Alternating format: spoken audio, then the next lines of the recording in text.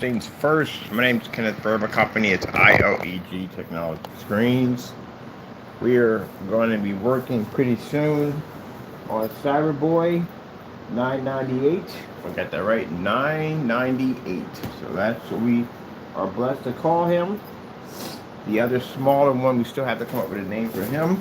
But right now, I'm going to be working on his platform and getting him ready for my PC build. And I was also going around like trying to figure out what Dell I want to use to modify. There's so many different, the 3040, the 7050, the 9020, the 7020, like which one of these units I want to use. I do need a machine that does have 32, because what I'm seeing right now in the gaming industry, 32 is going to be standard pretty soon. I got a future-proof machine. From the processor, I got an i7-77K, so that's a really good processor for gaming. As for what do we have? As for the hard drive capability, not worry about that because I can modify hard drive at will. The hard drive is something like 480 something gigabytes, but that's nothing because again, like I said, you can max out hard drives on PCs like whatever. I got a hard drive in here somewhere. It's like 4 terabytes, so I'll be dropping that on the system with no problem. What else? We had the modifications on this arm from the door. Oh yeah, the RAM. The RAM can go from 16 to 32. I'm maxing out at 32, and it does do DDR4, which is fantastic because it's better than DDR3. It's have DDR3 I need, but these are older machines. These are designed more for retro gaming, and the other one's my work PC. As for what is it we need? Why is somebody causing my stand to lift up like this? What is this? There's something weird under my table. But anyway, as for let's see what the modifications we need to do. So of course, even though I didn't get a small form factor build, but I still need to take out the power supply. Power supply definitely has to go. So I need a power supply roughly enough to run the graphic card. The graphic card I'm going to go with is a 3050. Oh, I forgot to look at the 3050 too.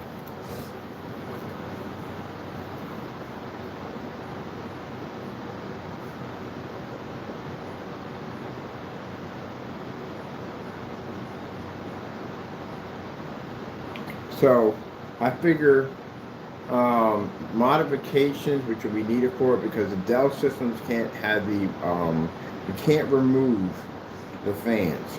So we're going to relocate the fans someplace else away from the board.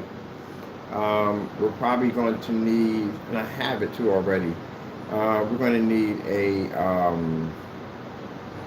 we're going to roughly need, they do 5 pins.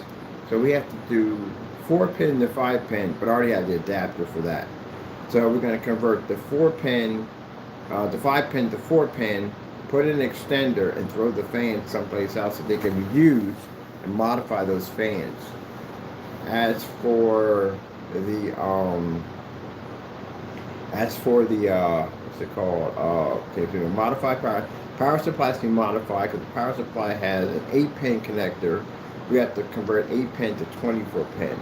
So I'm going to convert 8 pin to 24 pin, and then I'm going to use an RGB ATX power cable to get the colors to pop up, power cable. And the power supply, of course, that literally has to be modified. What else are we looking here to do? We modify power supply, throw the fans in a different direction, hard drive upgrade, and have to upgrade for the RAM. And last thing we have is the liquid cooling system, because I'm definitely removing the fans. So we're definitely removing the fans and the heat sink, which I can probably use for something else. But I'm going to remove those, and I'm going to add in a what are we adding in? We're adding a 420 liquid cooling system. My case is big enough to carry it. My case, by measured by size, it's going to be roughly 24 inches in length, which is about 2 feet. Is it 2 feet? or 2 foot. I think it's 2 foot. 2 feet. Let me see. The measurements for that. So my case is going to be 12 and 12.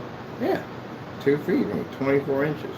So 24 inches in length, and because the wood we're getting, because we're building the frame out of wood, so the frame is going to be roughly 12 inches by 2 inches by 2 inches. So 2 inches in width, 2 inches in height, and what is it? 2 inches in width, 2 inches in height, and 12 inches in length, which is roughly, if we put both of them together, which is about a foot each one, would roughly come out to around 24 inches. 24 inches, we would need 16 pieces in order to be able to build the case, which if we go to Home Depot, we get 50 pieces, but if we go to Amazon, they give us 8. 8 at 30, Home Depot 50 at 40. So we got to go to Home Depot and make a trip. But I'm going to get some parts I need in the day to finish this thing off. The power switches customization, we're building our own. So I couldn't find anything close to it, so I had to build power switches. I've done them before. I built my own, that's all. Let me see. And the case, how we're customization, how we're going to do it, is it will fit a 420 millimeter liquid cooling system. That is 440 millimeter fans. That's a big boy at the end of the day. That is going to run directly into my CPU, which I'm overclocking CPU and GPU. I'm going to do a couple of programming modifications to actually enhance my CPU and GPU to put maximum performance. So we're going to overclock a 3050 with liquid cooling system. The joys of modifications. And as you can see, I built my own robot for my watchman, which is not done yet.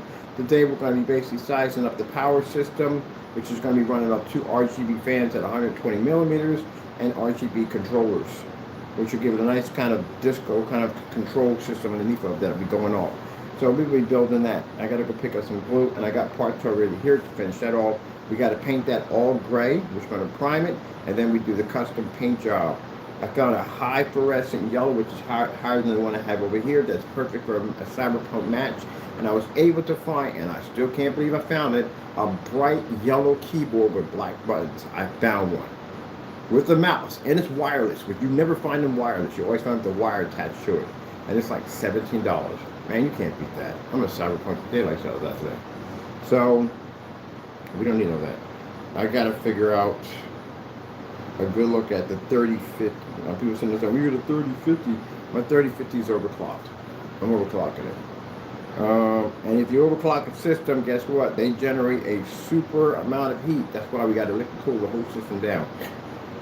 So roughly, we're going to be running 2 liquid cooling systems on this unit. One's going to be for a 420, which is the big boy. The fan's a great, it's not that big. And then we're going to drop in another one, which is going to be a single at 140 millimeter. It's going to be a sandwich system, one at the top, one at the bottom, most likely at 4,000 to 5,000 RPMs. We are hooking up a fan speed controller on this unit, which is completely all touchscreen. And the hard drives, which actually carry 2 bays of 3.5, or bays is a special bay to keep the hard drives nice and cool. So no fans on top of them. We won't need any of that. It's a cooling system with a digital display. We're going to drop one of the hard drives in, which comes with the system, which is around roughly 480 gigabytes solid state drive. And the other one we're dropping in, which I'm considering getting a basic hard drive at 8 terabytes, which is more than enough that we need, way more than enough. So we're looking at the i7-77K, 32 gigabytes of RAM with DDR4, and hard drive space basically for the system itself will be around 480. A solid state drive backup will be 8 terabytes. That's just a system to play. That's all it is. It's not the big boy yet. The big boy, the Cube, is different. The Cube on a 3050 overclock. The Cube has a 5060 on it and an i9 processor. Oh yeah, that sucker's going to be beastly. I'm definitely beasting that sucker out. And it has a special liquid cooling system I'm designing for. I'm going to customize and modify the liquid cooling system. So instead of doing the big boy, like the big racks, we're going to do a single 140 millimeter sandwich system, 140 top and bottom. That's dedicated strictly for the GPU, and another one just like that, dedicated for the 5060, which I'm both going to overclock both units. Yep. That's why I said at the end of the day, you know, that's why it's a way to try to people understand that when I explain to them that PC builders are not sandwiched with one system and with one set of parts. We have options. That's why we have multiple machines. Look at a person who has a desktop PC. Usually, a person who builds, you're going to see 3 or 4 machines on. Easily. Easy 3 or 4 machines. A person who doesn't build and buys, you'll see 1 machine. Most likely, they have another one there. They may have a server in there where they may be running at the end of the day, a dedicated server. But most likely, you'll see 1 machine. Because what's the point of buying 3 or 4 machines? We have multiple machines because we build. So our builds are different. Some of the builds may look like flowers, some may like ice boxes, some may look like this, some may be Fallout, some may be this. They all have their own customization and design. So we're going to keep building them because every time we talk, like, wow, I can turn that into this, and I can turn that into that, and I can overclock this, and I can take that apart. There you go. And the next thing you know, we got multiple machines all over the place because these are pieces of art for us. An artist doesn't just paint one piece and say, hey, I'm done. He has multiple pieces. Something inspires them to draw that piece or sculpt that piece. So that's why the modder is a different category class than builders.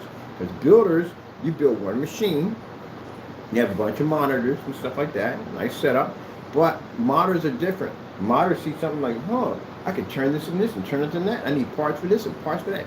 We build machines to fit whatever idea or whatever we're going to put together. That's what it becomes. So right now I'm going to have about roughly 5 PCs here.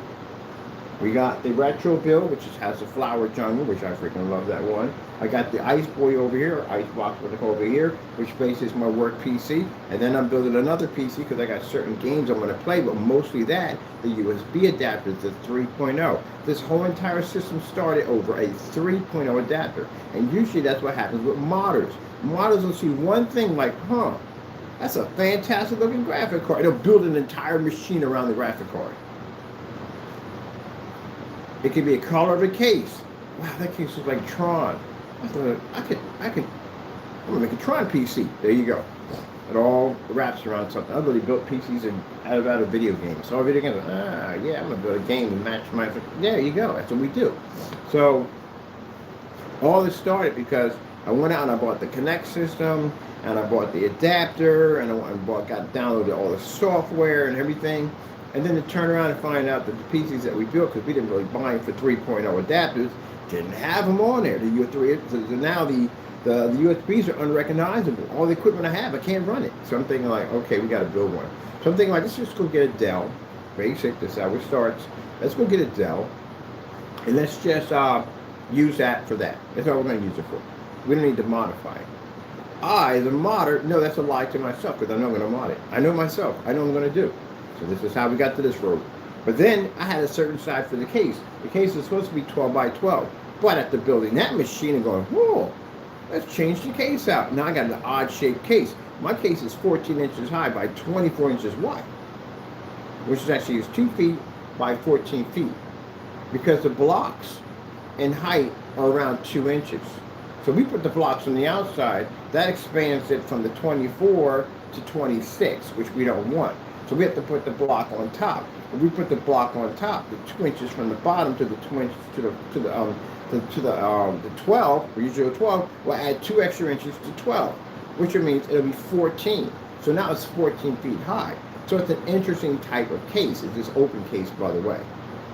So I want a completely open case because with the open case, I can basically put all my modified stuff in there. And at the length of the case, I got some pretty cool stuff I'm going to put in there now. I got a screen called a fluorescent they were putting in. It's a custom mini screen. It is roughly 18 feet by 12 feet. It's a custom length screen in there. It's designed so basically I can put up steampunk, I don't know, videos and whatever. They have all this stuff they have on YouTube about steampunk, so with that, I can flash all that across it. That's what I want to do with that. And then with the system I have with the touch screen and all that, I can build my own bays, my own 3.5 bays to actually slide all those units in. So they lock in nicely, so it looks professional by using the wood. So this is going to be a fantastic build in the day. It has all the power I need to run for gaming, for high gaming hits, AA titles, and on top of that, I can run my connects to it. Now, when I'm building for the other one, the one that I'm building for my Steam box, my custom Steam box, I'm using AdTech. My entire case is going to be coated with AdTech. We have to build the entire case from the ground up. Everything in that case is invisible. Everything down to the brackets, the screws, the pipes, all that stuff we have to put in to lock everything in. Everything in there is completely see-through. And it's designed so when we spray it down with that formula, we can basically turn the entire thing into a projector screen. There's even a section underneath of it that lifts up a projector that will connect inside, that when it hits, it actually puts a visual effect to the front of the screen. We can actually put 4 of those projectors in there because they're so tiny. And because AdTech is not, and what we have around it, it's not actually black, it's the clear, we could run any type of projector. I found out that a knockoff machine will run on that technology. Crystal clear. So that means we get one of these cheap little tiny dinky little projectors that look crap on the wall but look fantastic on our technology, and we can actually integrate them into the system, which will allow me to have a 4-panel display. I do my work at the end of the day. See, that's why I said at the end of the day, when I'm sitting back and I'm taking care of business, and you guys think at the end of the day that my mind is just, no, my mind functions on so many different levels, it's not even funny. When I sit there and say you don't stand in my universe, you have no idea how deep the rabbit hole travels. I can engineer just about anything I want. If the Lord allows me that ability, I got it just like that. It's like Mega Man. That's what it feels like. So I've literally figured out how to dismantle these projectors and integrate them, each one, so I can simultaneously have them shoot the different images in that AdTech technology, which the Lord also blesses with the chemical to design and engineer that technology. And as for the front, because the panels are 12 by 12, there is a connector that I can remove each panel at will through a magnetic system that will not affect anything in the system at all, not strong enough to cause any kind of affection to the motherboard whatsoever, that I can change my panels. I can make the case ultra black with panels, or I can change it to different colors and AdTech has color capabilities. And shifting technology, we can change out at will anything we want on the case. Now the beautiful thing about it is the front of the case actually fits a locking system, which means a larger screen can connect to the front of it as the interface, which means I can do front projection at 48 by 48 on an ultra black Apex gaming screen, which we'll be coming out with very soon. And that thing will enhance the graphic card's capability by a lot. Like we can make a 720p look like a 4K. Wait till you see what it does with a graphic card. Yep, so that's what we're working on. Wait to see what we do to the connects, the modifications with the connects, the programming. I did some programming, some new stuff for the connects for programming for what I needed to do, because the connects is an amazing piece of equipment. Oh God, Xbox, you did an amazing job with that piece. The only problem is that the full potential of it is really technically not made for console. It was made for PC, because we have programs in there for that thing for days, what you can do with it. So it has thermal heat technology. It has full tracking and scanning technology, voice technology, face recognition software. Don't worry, none of my stuff is hooked up to the internet for that thing, so I'm good. But it's going to be used for VR applications. It's going to be used for hand movements. So that cube, at the end of the day, when we get done with it, a keyboard and mouse is not required. I am the keyboard and mouse, if you know what I'm talking about. There you go. And the sensor system in there is a beast on that. So that's going to buy another one and break down, pull the case out and everything, and we're going to install it in. So it's going to be inside the unit. Now I can use it with the with Steam, basically with their system. What I was planning to do, because they have their own OS system which runs off Linux, I was going to put a partial drive and run Windows 11 off of it, which I can connect over to run the Steam system. But because my system is going to be running an operating system of a Windows 11, I can basically just run it all through there without basically having a partitional drive to run this separate operating system. And there you go. Now, as for our AdTech display over there for our new fish tank we're building at the end of the day, yeah, I had to break down the math on that one. Case is 63. My bookcase is 63 inches in length, which roughly, each one of these squares roughly at 24 piece. 24 piece will be at 72 inches, which means we'll be over 9 inches over the actual size of the bookcase, which means that we're going to have to build a platform that fits on top of the bookcases that gives it the extra 9 inches to lean over the side that makes it look more professional. This is actually a nice looking bookcase I actually got. I have to take it apart and install lighting and all that stuff inside of it. And we got a paint job has to be done on it because it has a nice little cherry oak to it, but I want to give it a kind of a black brush job to it, like a kind of a rustic kind of black worn out look to it. So it's going to require a paint job to match the case we have to build for the AdTech system. So yeah, we do more than just size things to walls over here. We build things over here. So let me see, 5090. And that's not even the crazy part, because I had a hard time trying to figure out how do we find sleeves. I need sleeves for the liquid cooling system. We can't just use black. Black is not going to work. We need sleeves. So I found PVC piping at about 1 inch in width, and we're going to cut that as a tube. We're going to use that to basically cover all the tubes in there. But before we do that, we're going to put in a really high fluorescent concentrated, which we have to make glow in the dark UV powder, so we can get it to activate even faster. Then if that custom paint job is going to be absolutely insane. The lighting insane. So yeah, it's a lot of work. Definitely worth it. So I need to see exactly what this thing. I got to find somebody who took one apart. Yeah, because I'm overclocking the GPU and CPU on my unit. And meanwhile, this guy's going to be looking crazy in the back because that's the power source system. He's going to be hooked up to the power supply. He's going to be transferring power back and forth, which that power also too is going to be transferred through the entire system. Those USB systems, the ones that like the channels power, we're going to have them running the system in and out in different connections in different areas, which is the ones they're going to be doing over there for that whole village build, which I'm going to get back to that pretty soon. But right now, I got to get on this because I got parts coming in, and I finally found the PC to modify. So I got to come in and take the whole thing apart. I just built cyberpunk headsets too, so get a wireless headsets to modify those too on top of that to make it so it matches my case. Well, see, that's what I said in the day when I explained to people, and people think in the day, well, no. We're not in category class. We're nowhere near close in category class. My class is way different than yours. My class is way different than yours. Way different. See that water bottle over there? I was able to modify that and make that look like a nitro. What do you call it right there? Yeah, nitro. Nitro refrigerated tank, which is not even done yet because I have a coating at the drop in there, formula drop in there to cause that to glow. And then we're going to put a LED system in there to make it pulsate. It'll still pulsate. You have to now use relay switches for that. So you wire all those in. Frost job, not done yet. Icicles, all that we're going to be installing in. Each icicle I have to punch a small little hole to run an EL wire in there so they actually glow. That's the kind of work I do at the end of the day. Oh, let's wait. Let's go over here. Oh, yeah, flower arrangements. We got a nice little PC over here. Nice little flower arrangement set up. This entire thing glows. All the flowers and all glow. Individually painted, all installed in. Built the case all out of wood. And the bottom base is made out of plexiglass. That one right there is actually, we have orders for that. We just can't get around to it yet because we got too much on our plate. Pretty cool looking, isn't it? Yeah, it is. I'm on PC. And then I got a Fallout PC over there built too, which I'm working on too also. See, that's why we have multiple PCs. That's why we have multiple machines.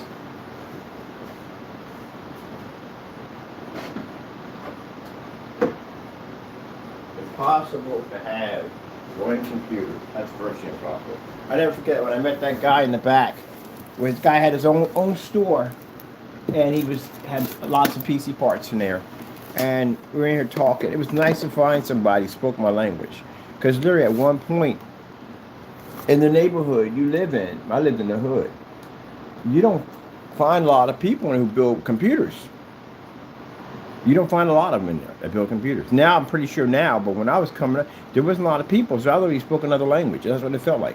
It's like no one could understand exactly what was rolling around in my head. And mind you, every single day, the Lord is flushing and more technology into my head. More and more technology. More. It's overloading now. And I'm writing stuff down in composition books and building machines. I got somewhere close about, after I met him, I had 3 PCs that I built. And when I went in and had a conversation with him, he had 12. He's a builder. And I'm like, I said, When does it stop? He said it doesn't stop. It just keeps advancing because the more they advance the technology, the more you'll upgrade and upgrade and upgrade and upgrade. I said, so roughly, how many PCs do you have? Because I got 3. I thought I had a lot. He said, I got 12. His server room was a beast. Oh my goodness, his server room. He could host anything in way. I'm surprised he couldn't launch a rocket from that place. But yeah, and he wasn't joking. Because within a year time, I ended up with 24 computers. They call it the command station. The command station ran 24 machines. They all were online. All of them were running. I had servers. I had a T1 internet connection. They had 15 IP addresses if I needed them. Stuff like that. I even outside had a dish, satellite link to link, so I can link to other countries. I was really deep into Matrix at the end of the day. I was really into it. Today, now, a little bit lighter. But yeah, I had a satellite link to link system. It had like the Death Star. It had a Darth Vader, a little action figure glued to the end of it. And that's so I could download massive files back and forth from other countries. I had a lot of people I was connected to. And then later on, bit by bit, I lost contact with the Matrix. And I got into this business. I haven't built a PC in years. I haven't gone near the parts. I haven't looked at anything in years. And then one day, when I was over at Upper Darby, I bought 2 machines. I bought 2 Dells. I watched this demonstration where I watched the guy convert a Dell into a gaming system. I was like, oh, I gotta try that because it was affordable, super cheap. That's how I ended up with the 1050s. I got the 1050s because of the Dells. They said, yeah, you basic 1050 low profile, drop one of those in there, and you got a basic gaming system. You have to spend all this money. I'm like, oh, all right, cool. So I built 2 of them. And man, that's where the 1050s came from. The 1050s didn't come on here because I put them on here. The 1050s came from another build. So then when I decided to, because the cases were small, low profile cases by Dell, they generated a ton of heat. I was like, I got to pull them out of the cases because they were heating up. So in the garage, I ripped all of them out of the cases. I ripped one out of the case. The other one I had to go in and I had to override the password because I forgot it. So I tried to go in through BIOS, but BIOS wouldn't allow me to basically get access to the hard drive the way I wanted to. So I just pulled the battery out and reset the whole system. So then after that, when I got here, that's when I basically pulled the systems out. So basically out of the Dells, the only thing left would be roughly the hard drives and the RAM. That's the only thing on here that's from a Dell. That's it. Because when I got the system, now if I had known what I've known, but it wasn't ready for me to know this yet. Wasn't ready for my time yet to know this. God does everything in all due time, and we learn from experience. When I got the system, I bought a case. I was going to take these out. I bought a big boy case, a regular case. That's what I bought. I didn't build one. I bought a regular case. When I bought the regular case, I gave this to my nephew, by the way. He's building a PC off of it. But I bought a regular case that had a mirror, infinity mirror system on it. And I took the Dell apart and stuck it in there. But when I pulled out the fans to run the liquid cooling system through it, the indicator kept going off saying, hey, your fans are missing. You know, you had a certain amount of time to get these back in here. And the system went to security protocol and shut the board down. So I had no access to the board. So with that being said, that's when I realized that I can't use the Dell motherboards to run liquid cooling systems because of the 2 fans. If you remove them, it's an issue. You can slice into them. I ain't got time for that. That's too much work at the end of the day. But you can't remove them. They have to stay put or it triggers off security protocol. You can change out the kill switches, won't touch it. It's those 2 fans that'll trigger it. I can see why they have that in there. If you're tech and you forget to put them in there, it's an alert to tell you to put them in there because your system can overheat. Case fan, CPU fan. So, got rid of the Dell motherboards, scrapped them. Found out there were 4 DIMM slots, which they carry 32, which I wish I didn't get rid of them.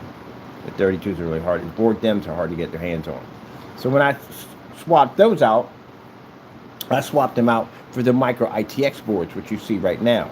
The micro ITX boards only had 2 DIMM slots, which means they did the Dells at 16. They did them at 4 gigabytes per stick.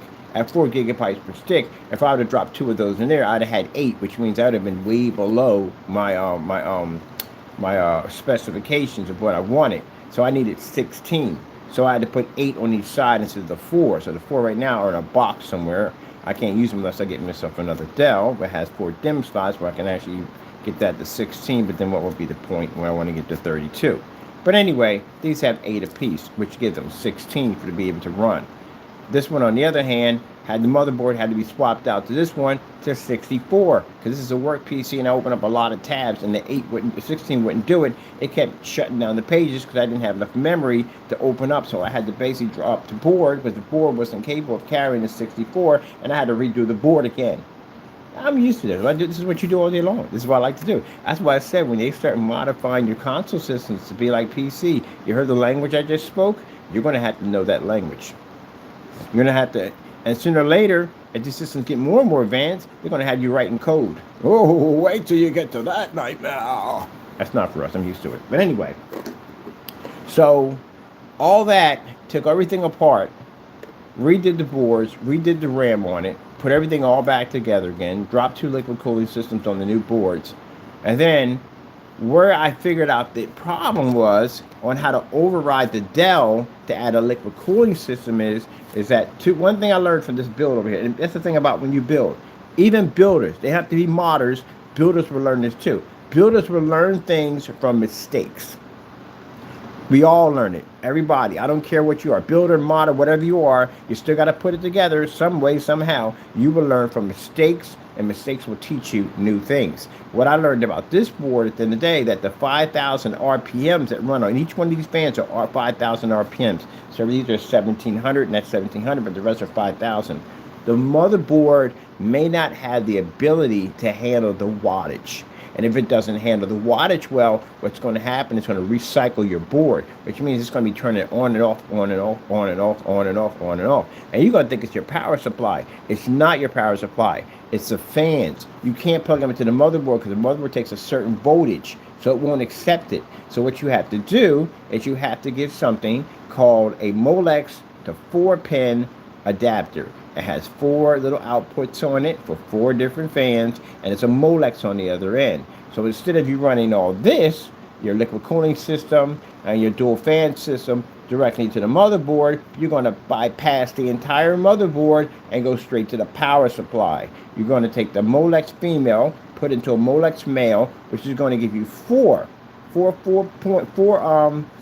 pin connectors that you can now run your liquid cooling system in, which are most likely that's going to be running off a Y adapter system, like a splitting system for 2 into 1, and this one's going to be running by itself. You can run both of those into the power supply. All this is running from the power supply. None of this is touching the board. So that's when I figured out, I said, I could have did this with the Dell.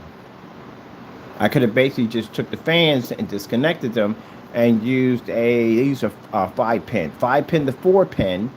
On the 4-pin, I could have used an extender, and I could have put the fans someplace else, just relocated them. They're there, they just relocated someplace else, and then basically go in and run the liquid cooling system, bypass the motherboard, and run it directly into the power supply, which will give you the ability to be able to run the liquid cooling system off of Dell without triggering off any of the security alerts. That's what I learned by the build. I learned that 5,000 units, check the voltage on the motherboard to make sure, but I don't like to use the motherboard system fan setup because if you got anything in there that goes wrong and triggers wrong, your system will be buggy. Buggy indicators will pop up, tell you, hey, look, there's something wrong in there, you got to fix me. You know, no, I just bypass all that altogether. I don't even touch the motherboard that comes to installing fans. I just put it directly into the power supply. And there you go. So yeah. So bottom line is, when I was living in that neighborhood, I feel like I spoke another language. There were only 3 people in there. Actually, it was a couple more I bumped into. But anyway, for me, I feel like I spoke another language. So if I'm sitting there telling somebody about breaking down an ATX, or basically now we have ATX splitters. When I was coming up, we have ATX splitters, and when you broke out your soldering gun, and you had to make your own cable connections, like all that Molex to SATA, and SATA to Molex, and all those little cables and stuff. You had to build all that stuff yourself. Go to your local Radio Shack, buy all your parts, and get to work. If you didn't like the ball bearing speed that you had in your fan, you can take all that stuff apart and put it all back together again. That was the one thing about my era, that basically everything we needed, we had to go to Radio Shack and build. That was the grocery store for all parts. Which means basically how to work a breadboard. Which some people today don't know how to operate breadboards, don't know how to make their own breadboards, their own circuit boards. That's why if I want to make the lay switches and all that stuff, I build my own stuff at the end of the day.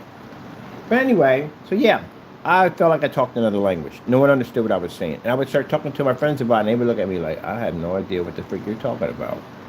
Like right now, there's some people right now that will watch this and have no idea what I just said. And there are people when they do PCs like, yeah, I know exactly what he just said. They'll sit there and go, huh, that's a good idea. I never thought about basically bypassing the motherboard, going straight to the power supply, but doing it that way. See, they'll look at that and understand it.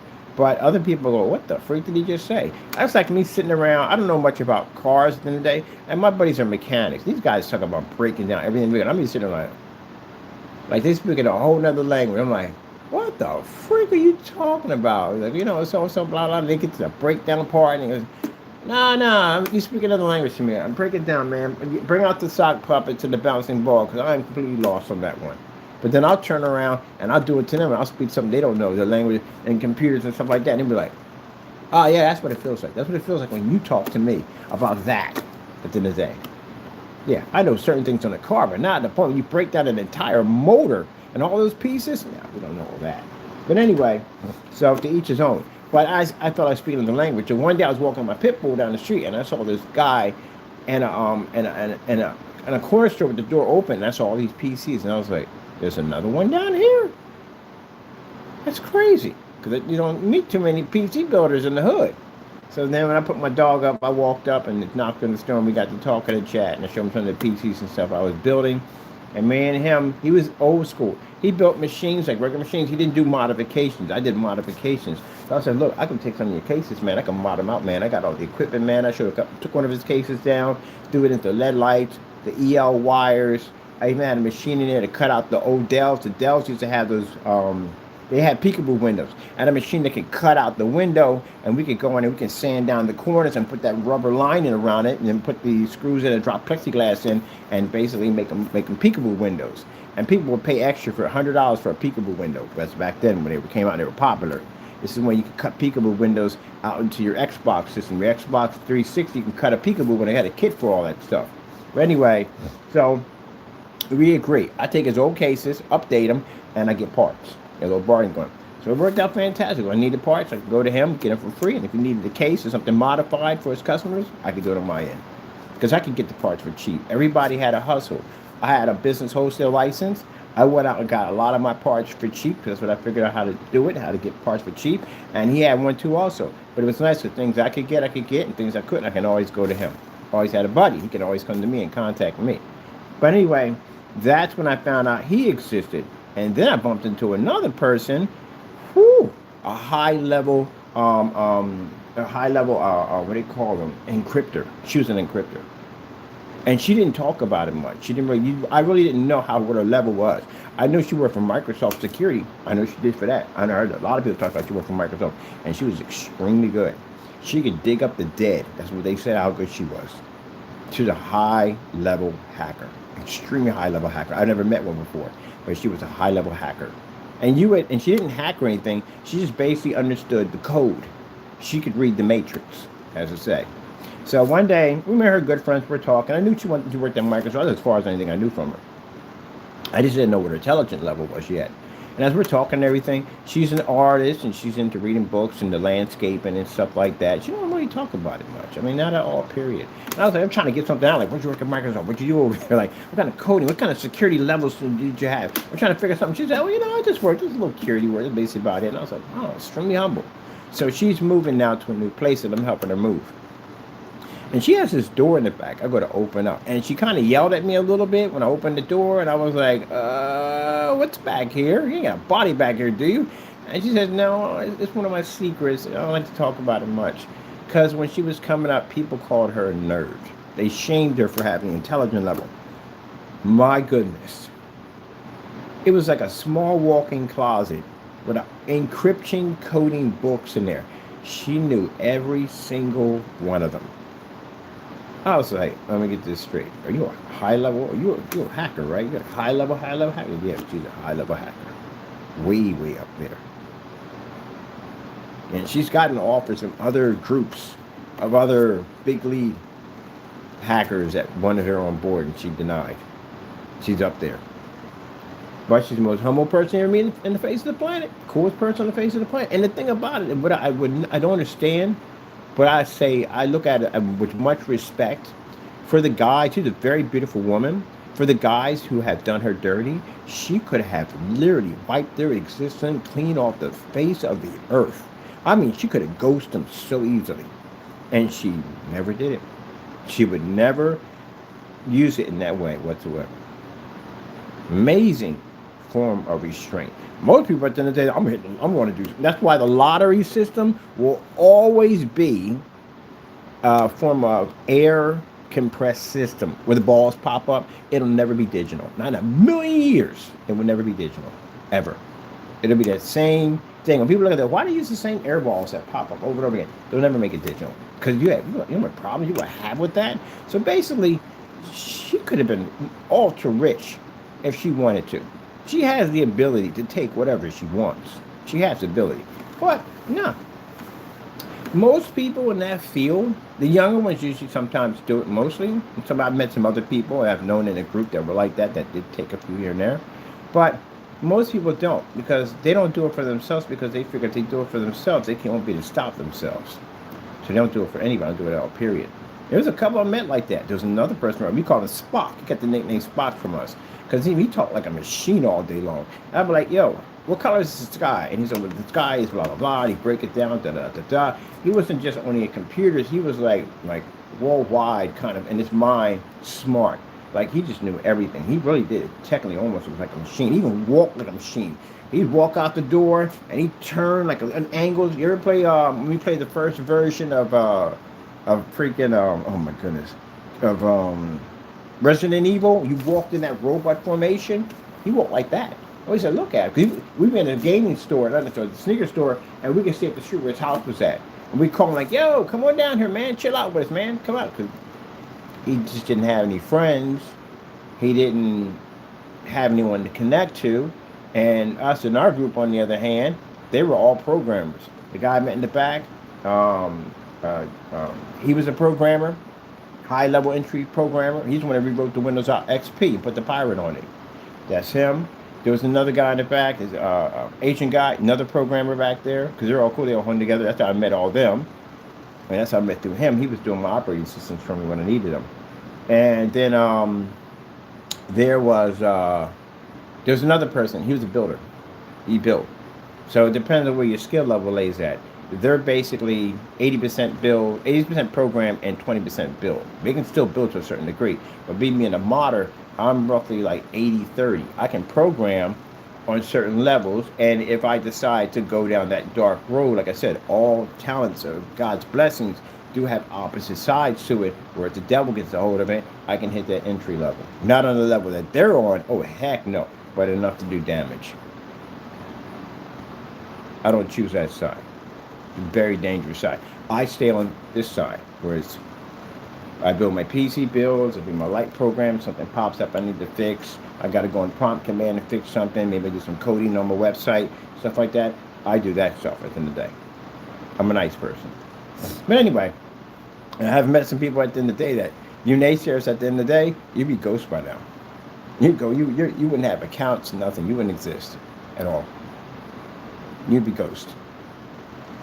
If you had bumped into one of them and got nasty with one of them, yeah, you'd be a ghost by the end of the day. Your identity wouldn't even exist. Your identity would probably be sold somewhere in a third world country for money. See? Gotta be careful how you treat people at the end of the day. You really do. You gotta treat everybody with respect. But anyway, so these guys were the funniest people on the face of the planet. They were the funniest people. I found out that some were into, that's why I got into Dungeons and Dragons with the whole statutes and stuff, and I didn't even know about half some of this stuff. I'm just a programmer doing all this stuff in the day. These guys had such interesting worlds at the end of the day. I found quite fascinating. Now, back then, they would be considered to be nerds. Oh, they play Dungeons and Dragons, they do cosplay, because you do know cosplay back in the day, that belongs to the nerds. Now, everybody today is doing cosplay and all this. No, that belonged to the nerds. The ones people used to tease and mock and say they're nothing but a bunch of losers. And now you got people, high-level entry people going up and doing cosplay. I get that belonged to the nerds first. That was their thing at the end of the day. And now y'all just caught on. So keep in mind, if you really think about it, they were popular before you were popular. Everybody wants to be a PC guy. Everybody has computers in their homes and all that stuff. But at one point, if you had a computer, and most people didn't even understand these machines to begin with, they considered those guys, the IT guys, to be nerds, to be the outcasts. You would never invite them to party. You would treat them like trash at the end of the day, and you treated them differently because they were smarter. They were just everyday people. That's all they were. They just wanted to be accepted, but you treated them horribly. And now everybody wants to be the nerd. Now it's the fashion to have the thick glasses and the hat that says nerd across the top. And you guys go to cosplay and y'all build computers and y'all game and all that. But all that belongs to the nerds. So they were popular before you were, when you think about that. Now people don't put a spin on that. But he was one of those guys. He was a real stiff nerd. And when he came down and hung out with us, you see more and more of his personality pushing through. And the other guy, the builder, he's into raves. Techno clubs, raves, all that stuff. So he started hanging around with him. I said, oh God, he's going to hang around with him. Who's he out with today? Because you always hang out. We go to the game store, stuff like that. He's about a 16-year-old kid at the end of the day. But we gave him a life. Because at one point, he was living a life like, what's it called? The Big Bang Theory. He was a guy who lived with his mom, and she controlled everything. He lived that life at one point. And now, well, we broke him. We turned him to a completely different person, especially the other one. Because he was taking him to raves. I was like, who's he hanging out with? Because I was going to go to the game store. I was going to call him like, yo, dude, what you doing? Let's go to the game store, man. Let's go pick up some stuff, man. It's at the comic book store. Also to the comic books, too. That all belongs to these guys. Because these guys are the ones that basically, again, these were the nerds. Everybody wants to be now. But anyway, I was like, yo, we're going to go to the comic book store. I got to go pick up some comic books. Let's go to South Street. Go chill out for a little bit. So we go to South Street. He would hang out with me. We go to South Street and have fun and stuff like that. And, teach him how to, he started walking a little better, started acting, had a little attitude, cracking jokes and stuff. It brought out his personality. It made him a better person that can learn to adapt to society. The thing about it is he had no social skills whatsoever. A smart, intelligent young man, but no social skills, no way to connect, to go to parties and feel a part of this society. He couldn't connect to that. And that's what we did. We made him connect. Especially hanging around with that other guy. Because if you saw the other one, the builder, he was a 6-foot guy who wore a mohawk, and he was covered in chains and freaking piercings and stuff. And then sooner or later, hang around him long enough, you become him. He's an interesting guy. Then he goes to raise. And that's how when he turned, I can't mention the guy's name, when he turned, he was 20, and he met his wife at a rave in a marsh pit. Now, I said my buddy is not a big guy. He's roughly, I would say about 5'5", coming in at, don't get mad if you're 5'5", and I said that. Because I got brothers in the house that's 5'5". He's about 5'5". Compared to the guy he's hanging around with, which is like 6'2", 6'3". No, he's that's a big guy. But anyway, at 5'5", roughly about, I'd say 130 pounds. Yeah, a big guy at the end of the day. I mean, I could bench press him. And he's not a big guy. He's a real cool dude. So he met his wife at a marsh pit. Apparently, she's a weightlifter. She's beautiful too. She just boom, boom, boom. Now she ain't like weightlifter where they lift so much you don't have a chest like you look like a man. She's like a woman. She's got big arms. She's nice, beautiful woman, and she speared him. She saw him. And she Goldberg. And if you ever seen Goldberg, when he spears somebody, take them off their feet, hit the ground, spear them. But we were sitting there laughing about it. I was like, so wait, how far did she carry you? He said, it felt like he carried me a block. I was up there for a bit. And then hit the ground like, boom! And then we looked up, and I smiled at her, and we ended up dating. That's literally how he met his wife. Yeah. She speared him at a freaking marsh pit. And he's a small guy. He's going to marsh pit and get it in there. That's what we turned him into, hanging around with the other guy. So yeah, he got married, had kids and stuff, and jokes and laughs and has fun and all stuff like that. You talk from time to time, and we talk about all the crazy stuff. You know what I mean? Whatchamacallit got him in trouble all the time. He bring him back to his mom, knocked out every time, drunk and knocked out. And then he just had a ball. He learned to wake up and be able to enjoy society now. Because at one point, when I met him a long time ago when I was out there. I had a buddy of mine who sold video games. He would basically burn video games and stuff like that. Like I said, I know a lot of people do some crazy stuff. But anyway, he J-tagged the PS1 and he bootleg them. Everybody bought them, so don't act new on me at the end of the day. Oh, what? Yes, you did. Everybody bought them.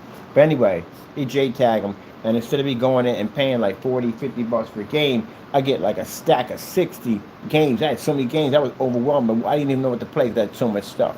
So he gave me a stack of games for the PS1 because he was J-tagging them.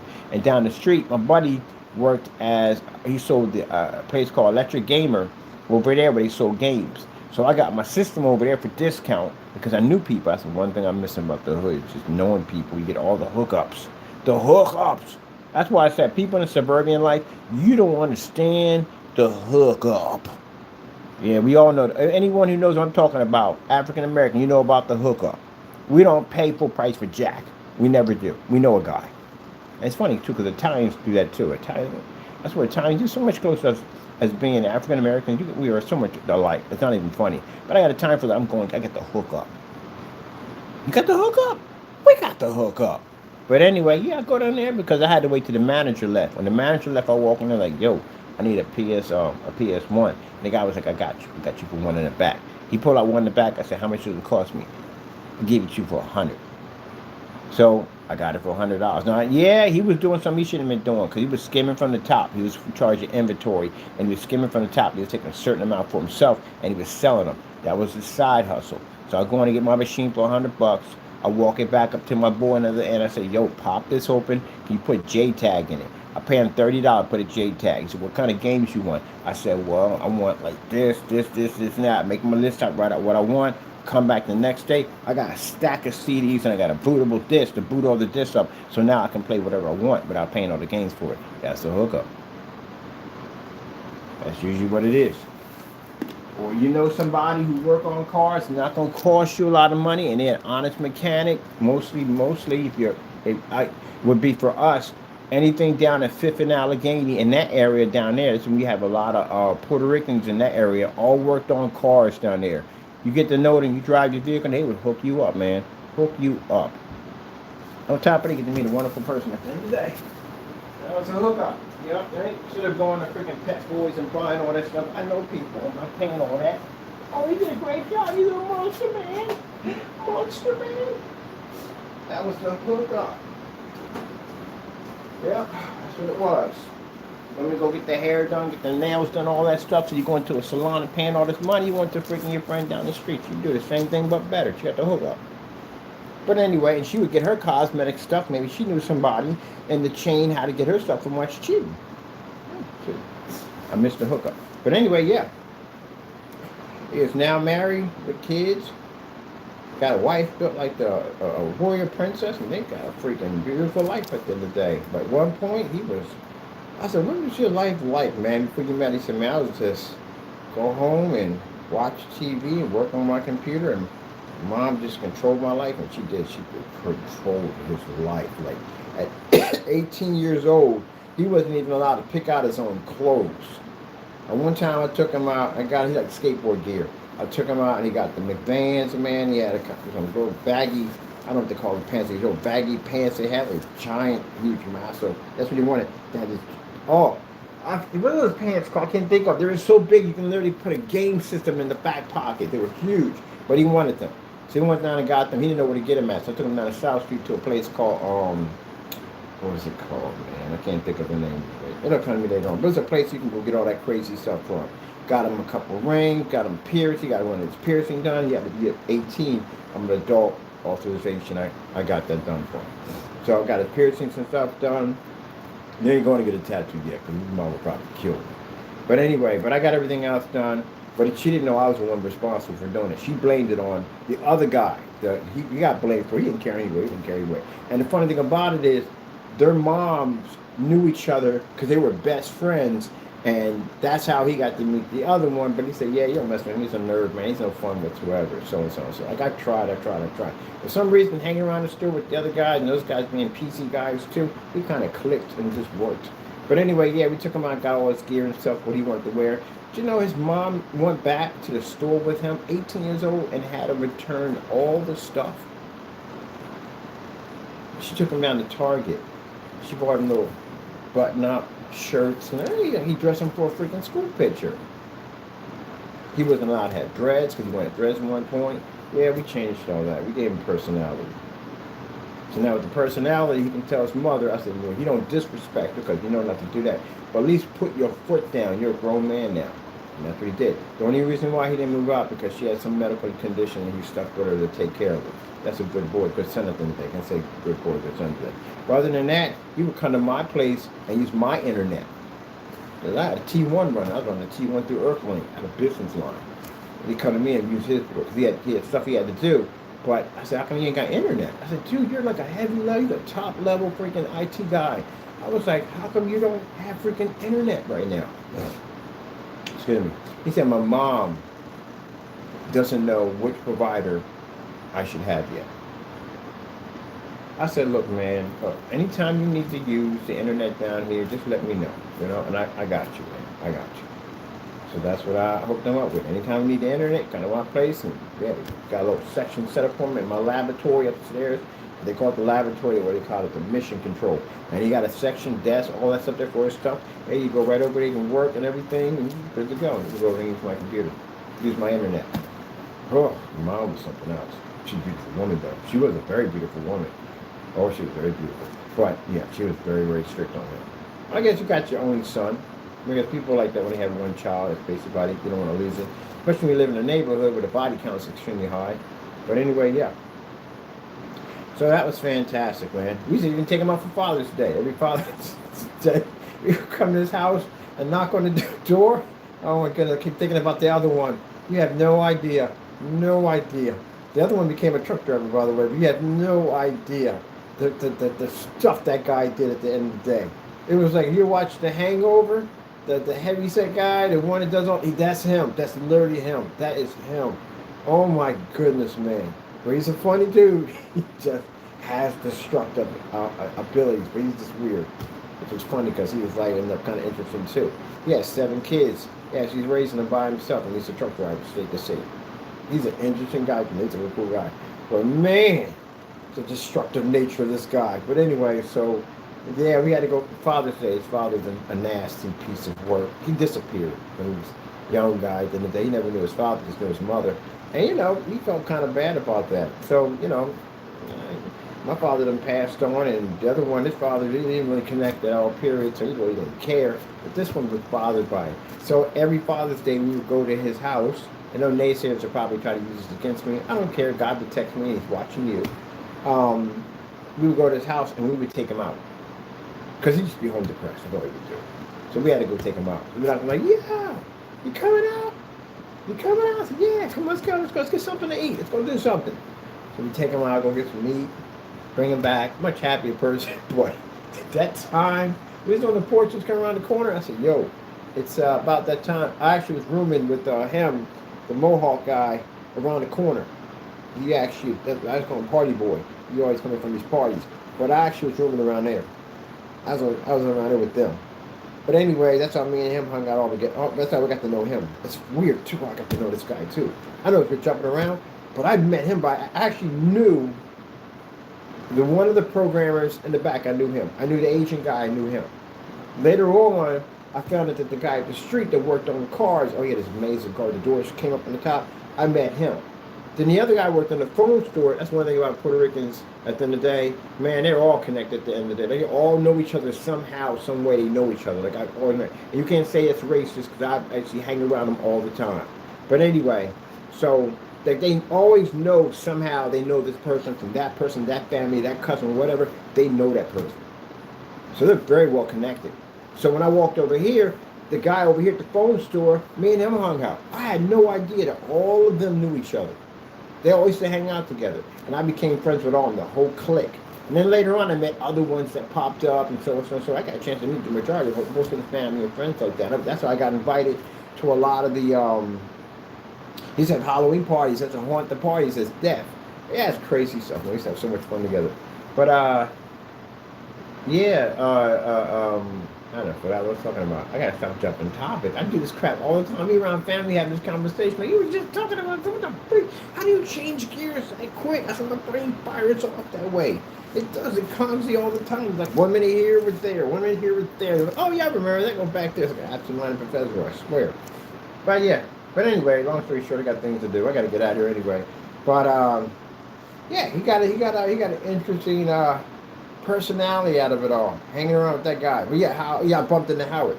Me and him bumped in and became good friends. Was that he was dressed in military tactic gear. He always had tactic gear on. He was going and he was taking some course or something in school, whatever. And me and him got to talking and joking and laughing, right? And me and him became friends. And then later on, that's when I jumped and bumped into Caesar, which is the nickname I gave him Caesar, because he looked just like Julius Caesar. I gave him Caesar. So with Caesar and the other guy out there, they all hung out together at one store, another store at a different location, or Germantown Avenue. And me and him became friends. And I was going over there and buying my gear for them, some sneakers and clothes, and he was giving me a hookup. So that's how me and him became good friends at the end of the day. So they all knew each other. It's crazy. They all knew each other. I had no idea that all these different people I was connected to all were connected. So that's how me and him became friends. And meanwhile, I'm all the way up on Huntington Park. I'm coming into Huntington Park. I go to class over here where I'm learning Taekwondo with my sensei. Then I go back to my place. Then I walk it all the way from Huntington, if you know Philly. I walk all the way from Huntington all the way down to Germantown Avenue, because it just takes you right down that strip, right down that line if you walk down there. You go past Temple and you just keep going farther past down Germantown Avenue, will lead you all the way down to North Philly. Is it North Philly train stop? I think it's a North Philly train stop. It leads you right over in there. So that's the strip I was hanging out in there with those people. I didn't hang up on the other end. I only went to my sensei's house. I studied with him, and I really hang on that block. And I went from there to my area where I was renting a room at, and I walked all the way down there to see them every single day. And they were out there. They had a table set out there. They had the network cable, and they were out there playing Call of Duty outside. That's how I bumped into them. And I was like, man, I want to live down this end, man. Everything's popping off down here, man. I gotta move, man. I don't want to be up there no more. So I didn't even have my company yet. My company didn't even exist at all. Period. I was still building computers. That's what I was doing on the side. And I was working some job. I was busting suds. So that's basically about it. So I was like, man, I want to be down here. I want to be down here. So my buddy, me and him became really good friends, and we hung out a lot I knew him for about 2 years now. And his mother had a room that was open. And I was over there, and she was telling me that, she got a room upstairs. And I was like, possibly you want to rent it out? I said, I'll give you like $250 for the room. This was a small room. I'll give you $250 for the room every month. No problem. No, I got you. And she was like, okay. Because she knew me. I was out there. They met me through him. They had 2 kids in the house that I adopted, because every time I come over, I bring them over toys and gifts and stuff like that. I'm good with the family. I know everybody down there, which is crazy too, because I knew more people than I thought. I knew their cousins before I knew they were all connected. I had no idea, because I met them in the game store. That's what I said. It's crazy. I know Philadelphia is. You always know somebody from somebody. But anyway, yeah, I knew the other half of the family, and they knew me. And then the mother was like, okay, he's good. We'll bring him in. So I came in, and basically I used my money to had some problems with the house. So I paid my $250, plus I fixed the plumbing and the roof and stuff like that. She was a real nice person at the end of the day. I called her mom. So, I took care of them while I was over there. And then meanwhile, I was up and down the strip taking care of my business, doing what I do. And still, again, was not in screen paint yet. So I wasn't in screen paint until another 2 more years down there. When me and him started hanging out, and I hang out the whole crew were all hanging together now. I went and saw my buddy Contact. This is when the Xbox 360 came out. And when Xbox 360, everybody had Gears of War. When I didn't pay no mind, I was on PC, I didn't care. But when my buddy came over and showed me the game, I was like, oh. Like, you could run up, you could hide and jump over the barricade, the big guns they had in there. These big, huge monster guys running these heavy cats. I was like, oh. Everything I like. I'm a huge shooter fan. I'm like, I gotta have this game. I miss this game. I gotta have it. It was only on console. See? This is what I'm talking about when it comes to your consoles at the thing. Stop giving up your exclusive games. Do you understand that? Stop that. That's what makes and breaks that's the bread and butter of your game. I literally walked away from a PC for Gears of War. That's why I bought my Xbox 360. I bought my Xbox 360 for Gears. So if I was able to make a PC gamer walk off his PC bill to go play Gears, there you go. And it was exclusive. So that's why I was on there, because I couldn't find it on PC. I was like, I gotta have this game, man. I gotta get it. So when Xbox 360 came out, roughly, I say 2 months after that, I bought one. I went down and picked up an arcade system. I bought one. I had dozens of red rink, didn't care. But anyway, so I picked one up. But he was over there. He contacted and brought me over. So I walked over, and one thing I saw when I walked up, they have a big bay window. I saw this great, big, huge, massive screen. And I'm like, that's not a TV. I got a TV that big. What the fuck would you buy something like that? Mind you, when I was doing projectors, I was doing the CRTs back in the day, way back in the day, when they had CRTs on a white wall, or the old-fashioned slide machine, if you ever been through one of those before. If you've been through, I gotta charge my phone. If you've been through the family slideshow when you were a kid, you can basically get through anything in life. Because you have no idea how bad that was. Oh God, that was horrible. But anyway, so that's what last thing I was on CRTs. So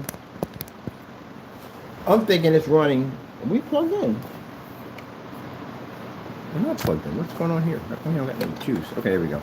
I'm thinking at the end of the day that it's probably some big bulky projector in there. Maybe at the time when they had them out there, it was Xena, Magnavox, Sony, stuff like that. Big old coffee table furniture on it. Because I've seen them, they're huge.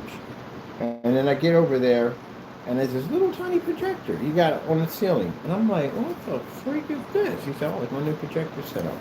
I go look at the back of it. It's got all the peripherals, everything needed. They run through my PC. Everything's back there. And they got BMC and VGA running back there, which I can run VGA, but I'd rather run the HDMI because I just got it new. That's when HDMI came out for graphic cards. Instead of having DVI, you had HDMI, which is way better. And that's what I'm looking for. Everything that has HDMI. You remember when HDMI came out? Everything you wanted had to have HDMI in the back of it. And then you had the speakers that came with the 7.1 digital sound link, laser link. Everything had to have that. So I'm looking at this, and I'm like, oh, like, explain this to me. So he's telling me everything about the projectors, the way they are today, and da-da-da-da-da. And I was like, oh, I got to buy one. Because that 120-inch screen, and I'm coming off, I got two 43-inch Sonys that are locked together where I can run the image back and forth. I think I got the shot. And this joke over here playing on this freaking 120-inch screen. Then I'm looking at the gameplay on the Xbox 360. Now, I know my PC is a little superior than that, but the game on it, the Gears of War. Stop it. Stop crying about it, crybabies. I can't stand crybabies. You get mad and you go, oh, no, your game's not superior to PC. I got a 5060 coming in. Your graphic card can't even come close to that. Anyway, so moving on, because I got to deal with crybabies and we all deal with them anyway. Moving on. I'm gonna buy plastifiers. I literally give them out for free. But anyway, the gameplay, that gameplay of running over. Wait, what's going on in the game? The saw when you cut somebody in the head with a saw. Like, I'm done. I'm sold. That's it. That's all it took.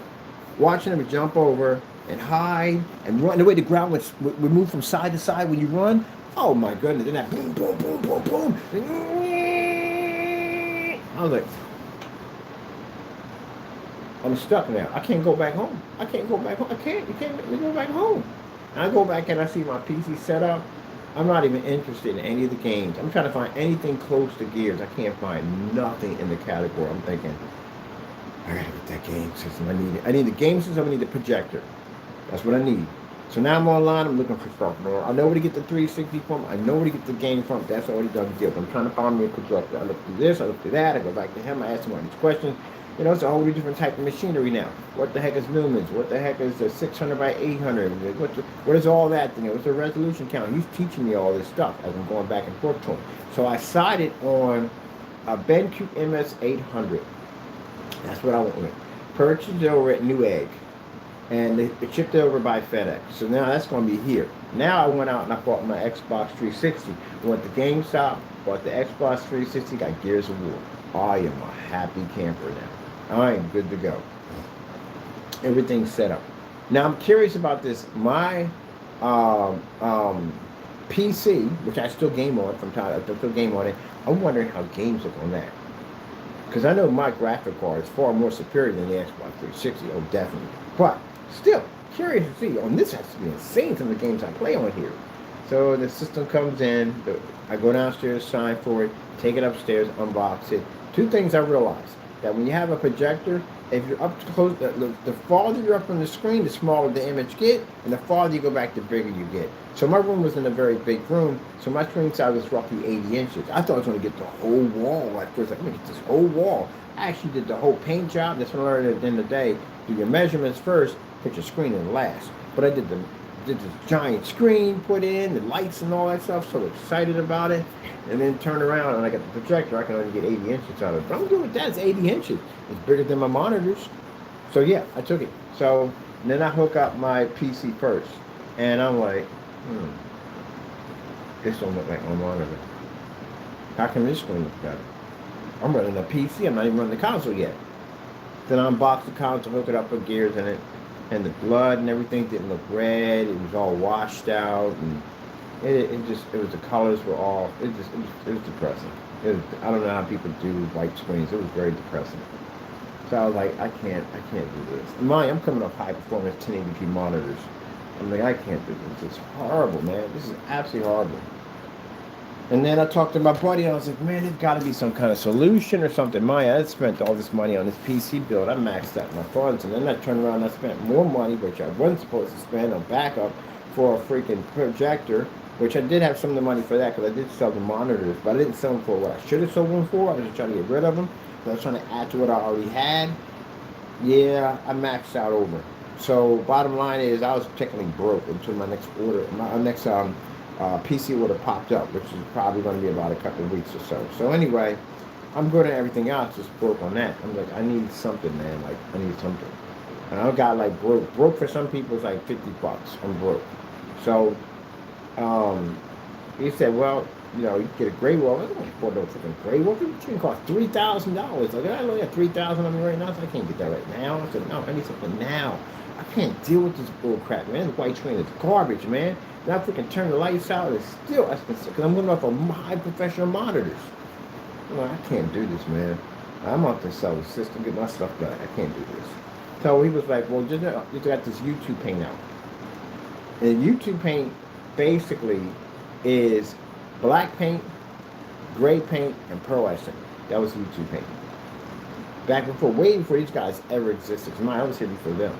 Way before they ever existed. That's what it was, called a YouTube paint. So it was 2 tablespoons, and that's what I said. His ingredient it's the YouTube paint. It's 2 tablespoons of black paint into white paint. And I kept asking, well, what's the black paint for? It's just a toner. That's how you tone it, on how dark you want it, how light you want it. I said, okay. And the other one's the base on how much you want to make. So if you want to make a lot, you know what I mean, you get a gallon, and instead of putting 2, you got to put 2 in for each quart. So it'll be 8 tablespoons instead of 2 for the gallon. So that's he's teaching me how you break it down. He said, now you want to get the pearlescent. It's like a silver kind of paint. You put that in, it gives it make a more of a pop, makes it pop higher. I said, okay, so I'm first learning all this stuff. All right, God didn't talk to me yet on this. So we get to Home Depot to buy everything up. I get down there, I'm a little skeptical now. I'm like, I don't know, man. This don't look like my monitors at the end of it. I mean, this is going to be horrible, man. I'm going to be back to this white screen, you know what I mean? I'm just going to sell it. I'm selling this projector, and I'm just going back to my monitor. I ain't dealing with none of this stuff anymore. So then I'm in the car. My buddy's driving me over. We go look for everything. We can't find some of the stuff, but I go back and I ask the guy. I was like, "You 5 years too late, man. They got rid of that pearlescent. They don't have that anymore. They don't have it anymore."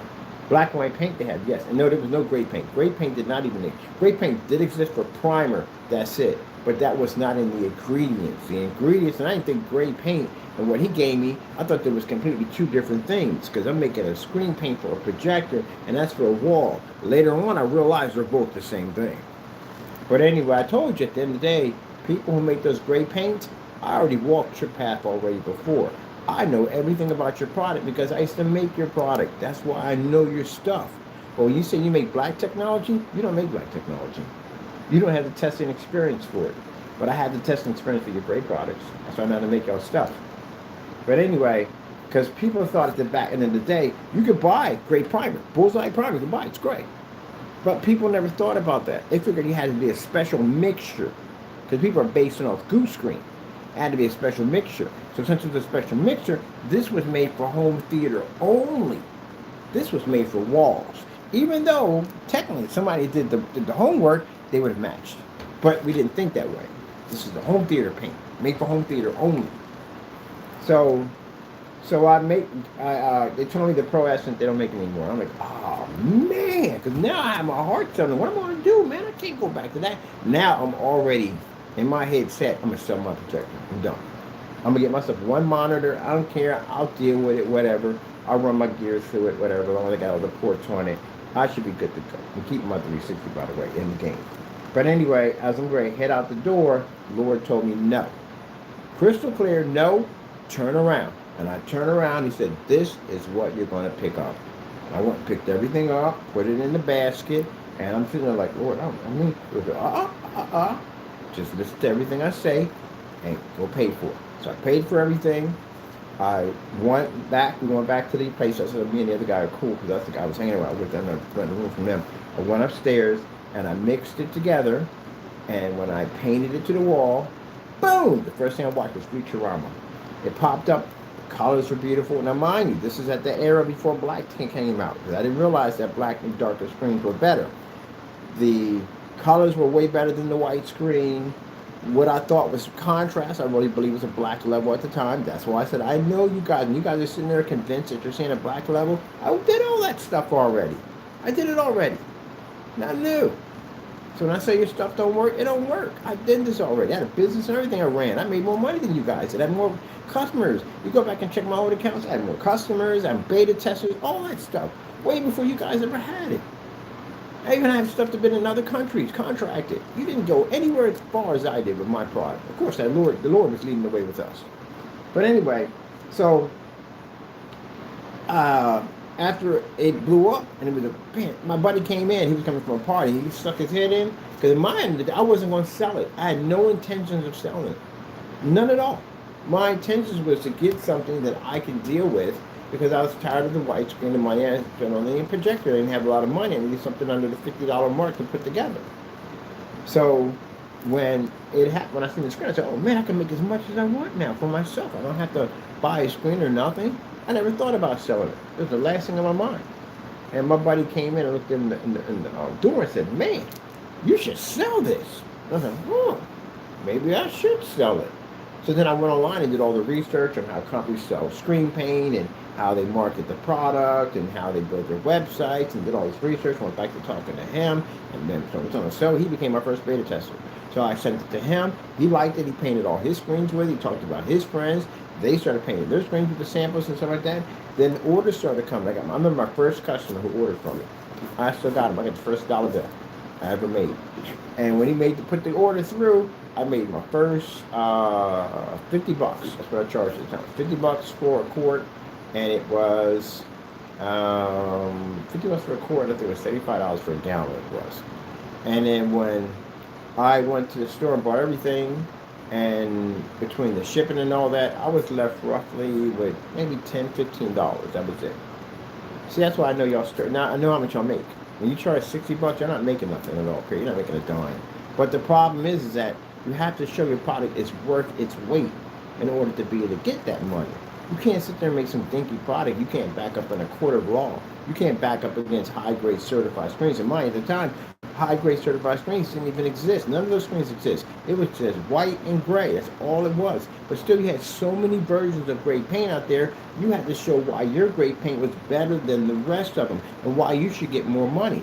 That's why I said from business point of view, from what I had to do in business to get to this point, that they didn't even do. They didn't do any of the steps made necessary to be able to do this, to have a company that can stand on its own.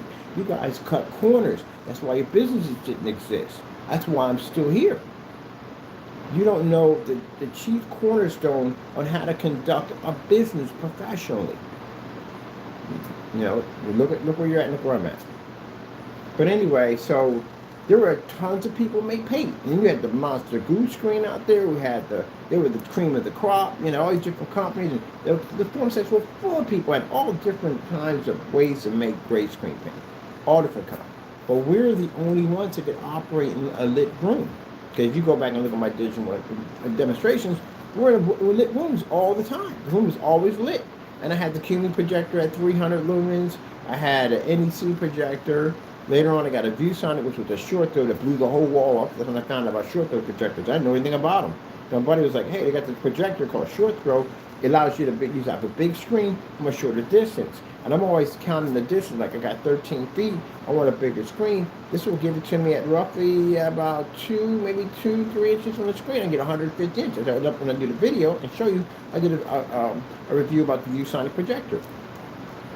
So I thought, if I'm going to challenge my paint and I'm going to show myself it's better, I got to go to the forum sites. That was the AVS forums, all Projector Central, all those places. You guys make stuff. Y'all don't go to the forum sites. You don't go to, you know why you don't go to forum sites? Because you don't even know your own product. It's a gimmick. When you have a gimmick and you don't know much about it, you can't go to those places because people know there's stuff over there. So you stay far away from them. That's why.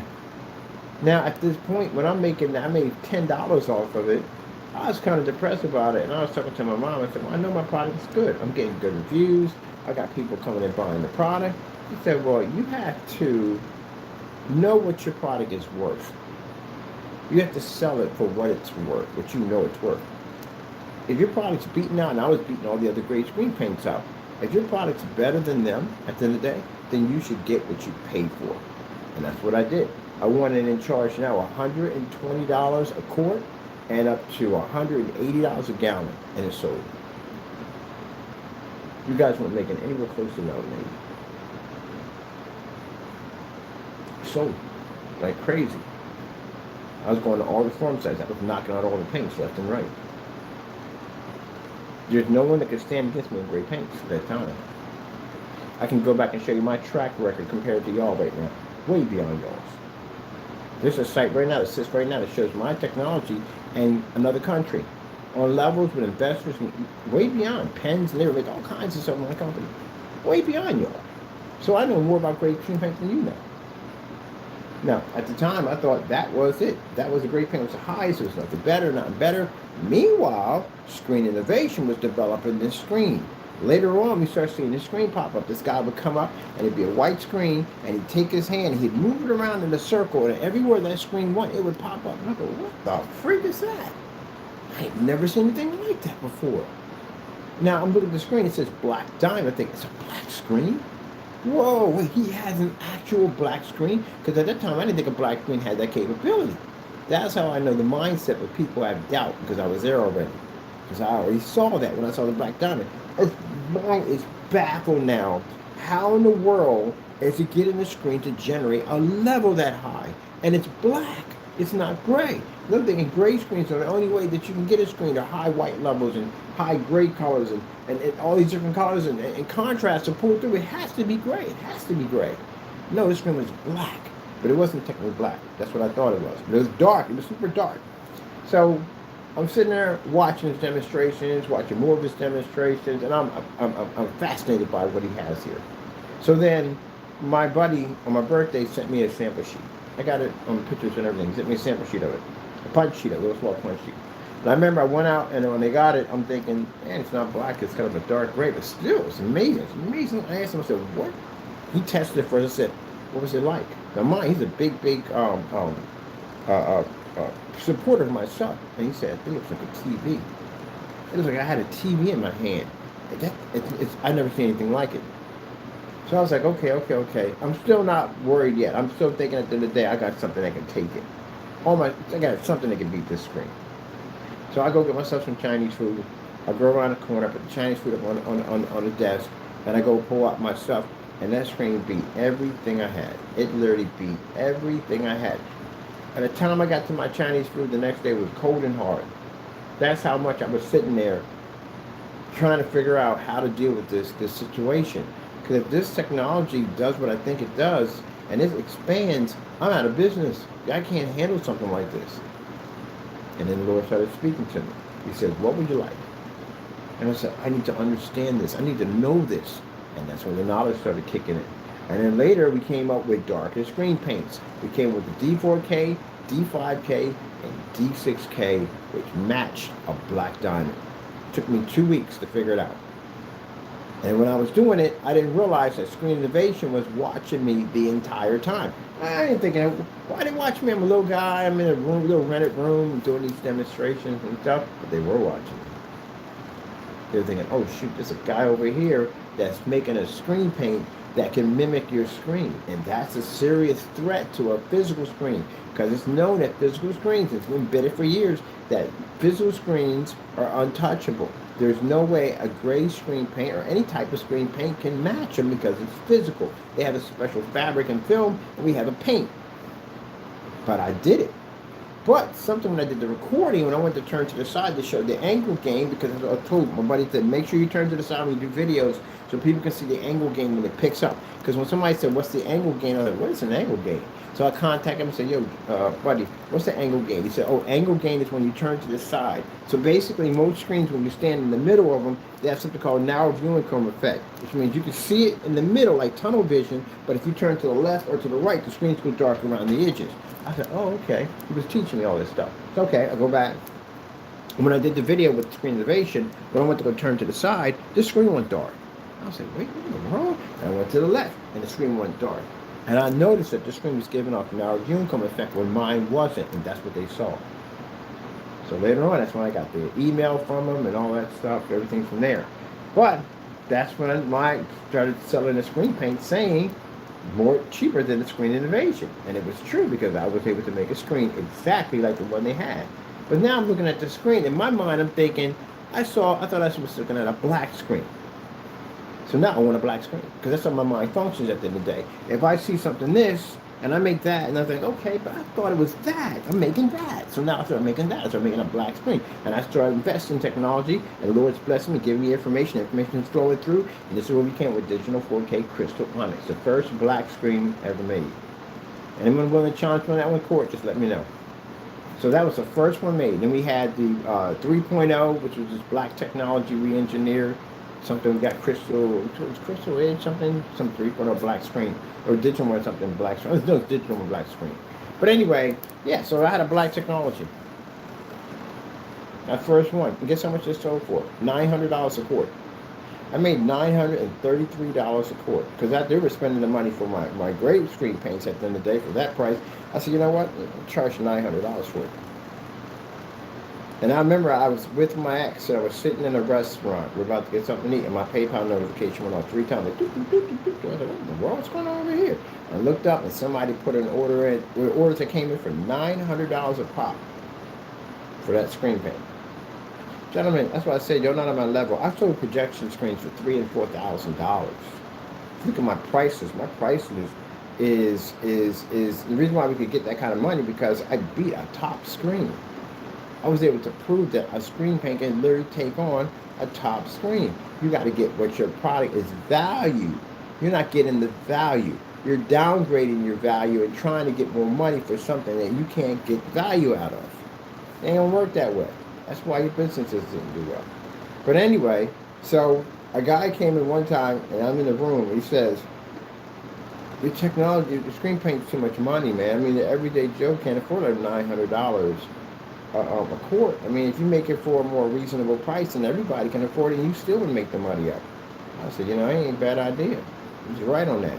So I brought it down to close to around, from $900, it went to roughly around $500 a quart. We purchased it. Did you ever sell your product for $500? Do you ever know what it's like to have a sale for $500 for your screen paint? You don't even know it, do you? That's why when they get mad on camera and say, who would spend that kind of money? A lot of people spend that kind of money. You know why? Because we can go out and show that we can take out $7,000 screens. See, the thing about it is, you deal with the customer at the end of the day. It's not going to spend $7,000 for a screen.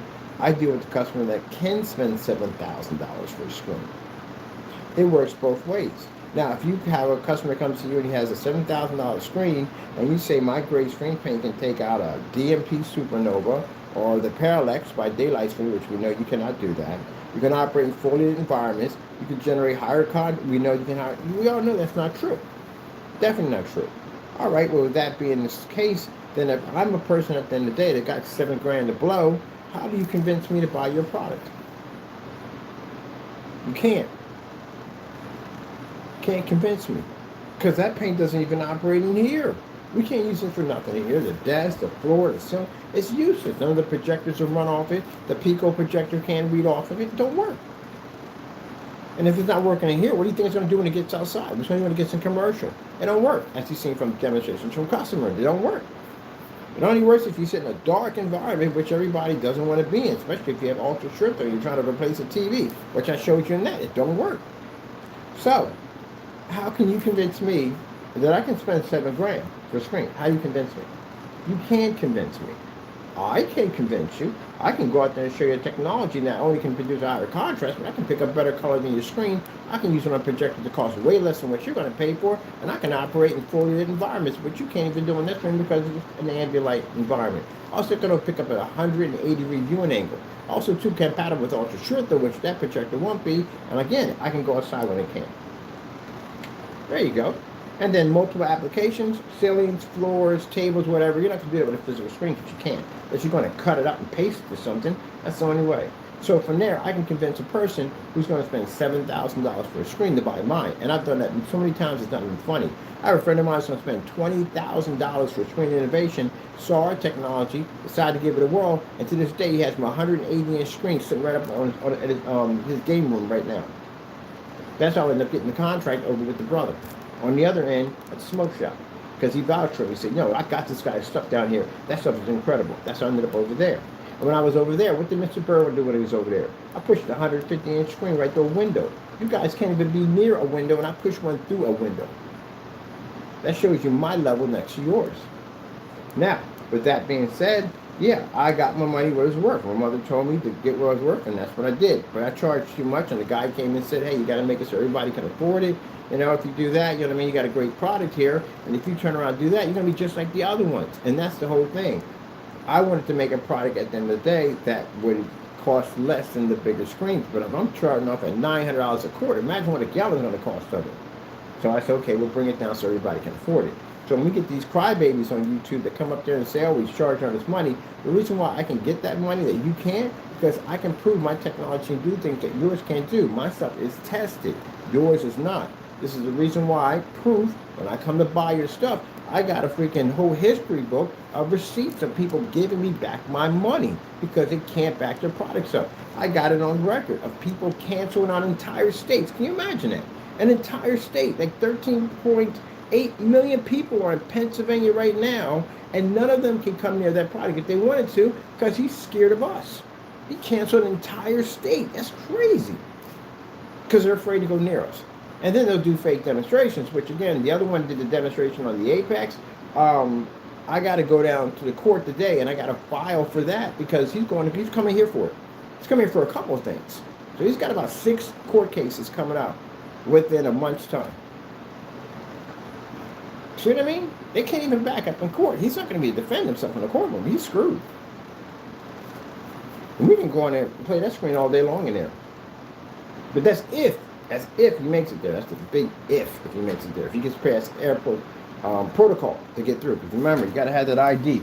Everybody's flown before, right? I'm pretty sure you've been on a plane before. You know what you got to go through with all that, with the IDs and all that stuff and everything. You know, they got to do that since that 9/11 stuff popped off. That has to be done. But anyway, we know how that works. I remember one time I was going to Disney World, and they were saying that, oh, I didn't have enough ID. And I was like, Dad, go ahead. I had to go back, and I had to get my passport. So I had to postpone the trip for a little bit to get the process for the passport. The good thing about it is at that particular time, now getting the passport's a freaking headache.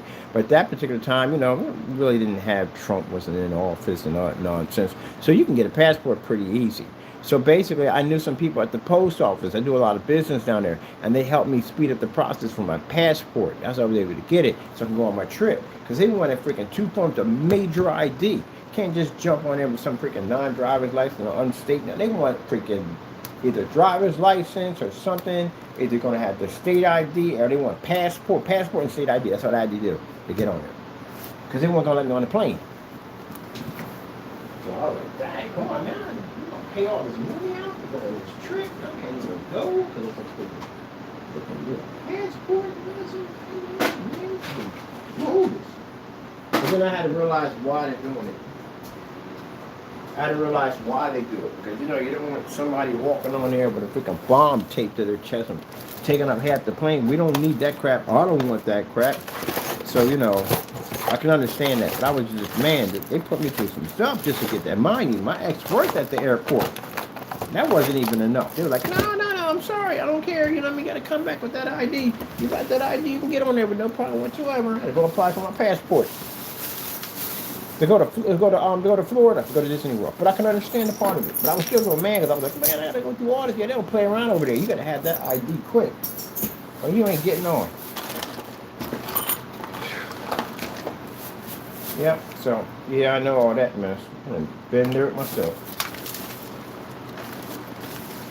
Why I have a passport. That's why I have a passport now. I always renew my passport because I never know that. One day I might want to leave and just leave the country and just, I got a passport, just leave.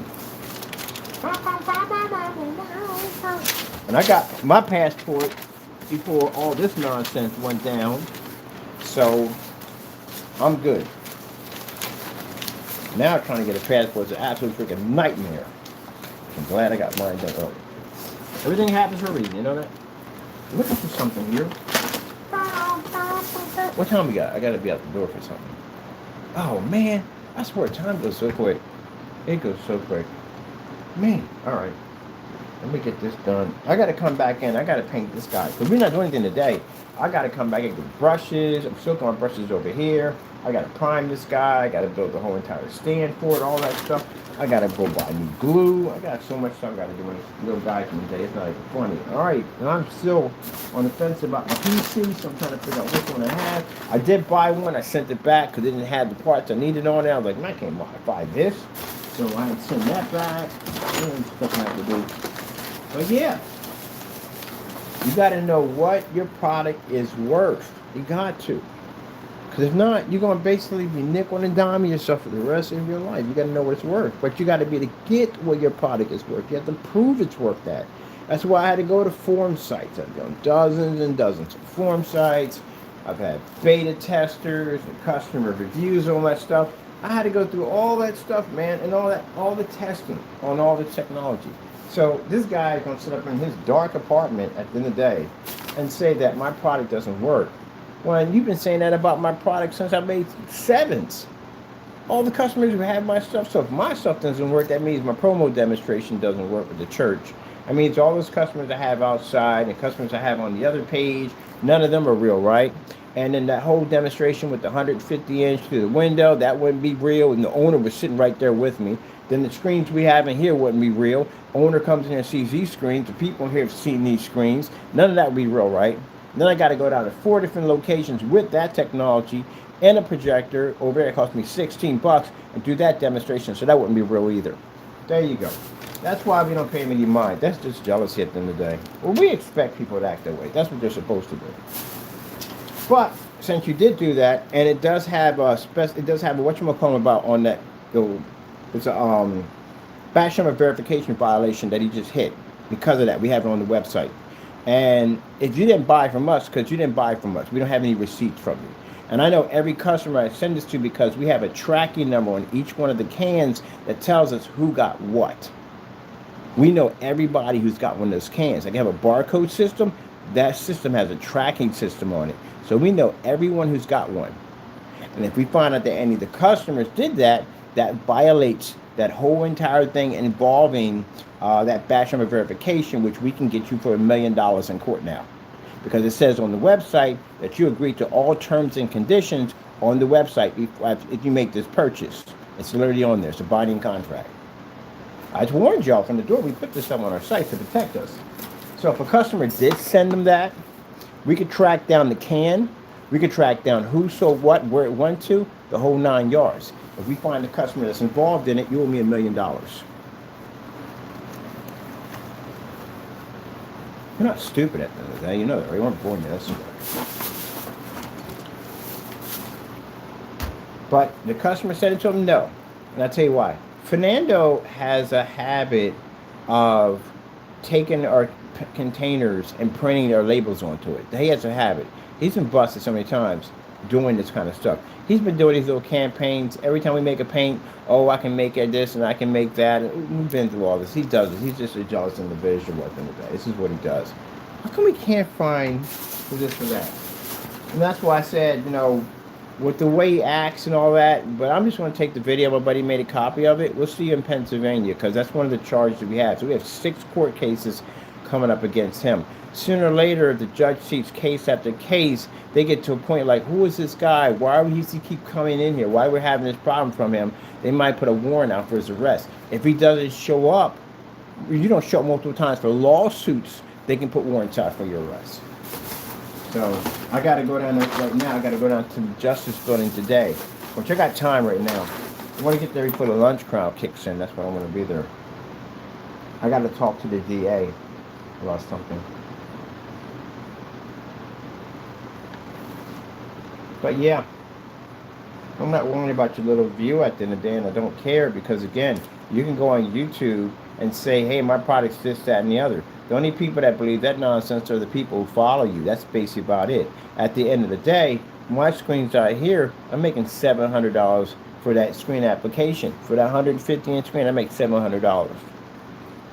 So mind you, when I was over there doing the job over at the smoke shop, and they paid me $700 to go in and put the screen through the window, while you were on your channel ranting and counting out how our stuff doesn't work, they were out here paying for my stuff. How are you affecting me in any way whatsoever? What damage are you doing? I'm still in business. You're not in business. That says a lot right there. Your domain is not even connected. You're not making any money or at all whatsoever. And any business that you're running right now is not even legit. It's basically, at the end of the day, you're running counterfeiting business. So that says a lot right there. You went from a person who says you can give people an honest review, but yet on your channel you're ripping off companies. That's an honest review, right? Yeah, okay. You're a person that can be trusted. But people are desperate. Desperate people will do desperate things. But we'll see you down here. Because that's another charge I got to put against him on top of that. It's actually in the police report that he was basically doing things to slander our company. So it's actually in there when the judge looks at it. But that's, like I said, that's if he makes it here. Because he has to have ID to go to the airport, and he doesn't have it. As we saw, and I hate to bring it up, but as we saw yesterday, also to have to report that to ICE, him contacting us and claiming, the way he wrote it, like he tried to be a lawyer or whatever. But yeah, he got outed yesterday. So for those you don't know, he contacted us stating that he was a United States citizen. And he said he filed for some kind of Citizen Act law, whatever it was. We went on the computer and looked it up, and it said it doesn't exist. There is no whatever citizen, something defamation act. There's none. So with that being said, that shows us even more, tells us even more at 300% now. 100%, you don't have paperwork. And if you have paperwork, that means we're tracking down your landlord. I had to go through all these freaking for his taxes. Figure out exactly where they're going. He's actually paying taxes on that building, so they got to be going somewhere. So we're locating that right now. So I got somebody going through that right now in City Hall. He's going to be contacting and calling them about the building, because now we need to know more about this now. Because again, he got a fake lease. He definitely has a fake lease.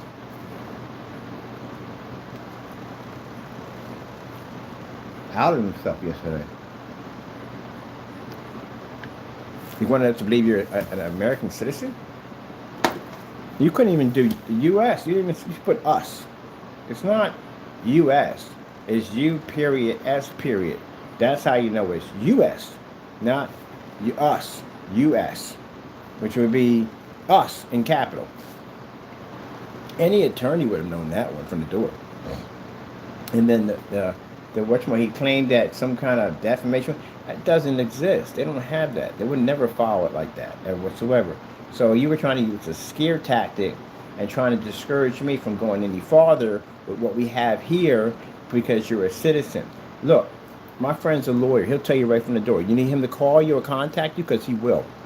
And he'll tell you right from the door, citizen or not, you committed a crime. You're going to go to jail. That makes no difference. If you're a citizen, you're still going to jail. You did committed copyright and all that fraud and the charges that we have over here. It doesn't excuse anything. You're still going to jail. If you are not a citizen, you're getting deported. And you're going to jail. So it doesn't change anything. And he was sitting there and looked at the message. He was like, what's wrong with him? Now, he really thinks you're retarded. He does. He thinks he's like special needs or something's wrong with him. Because look at the stuff he does on it. He's referring to himself as a second person, as you can clearly see that. Where's the lawyer's name? Where's the law firm at? There's no address, no information, no phone number. There's no contact information there. No lawyer in their right mind is going to sit there and write out that. So no, that's you.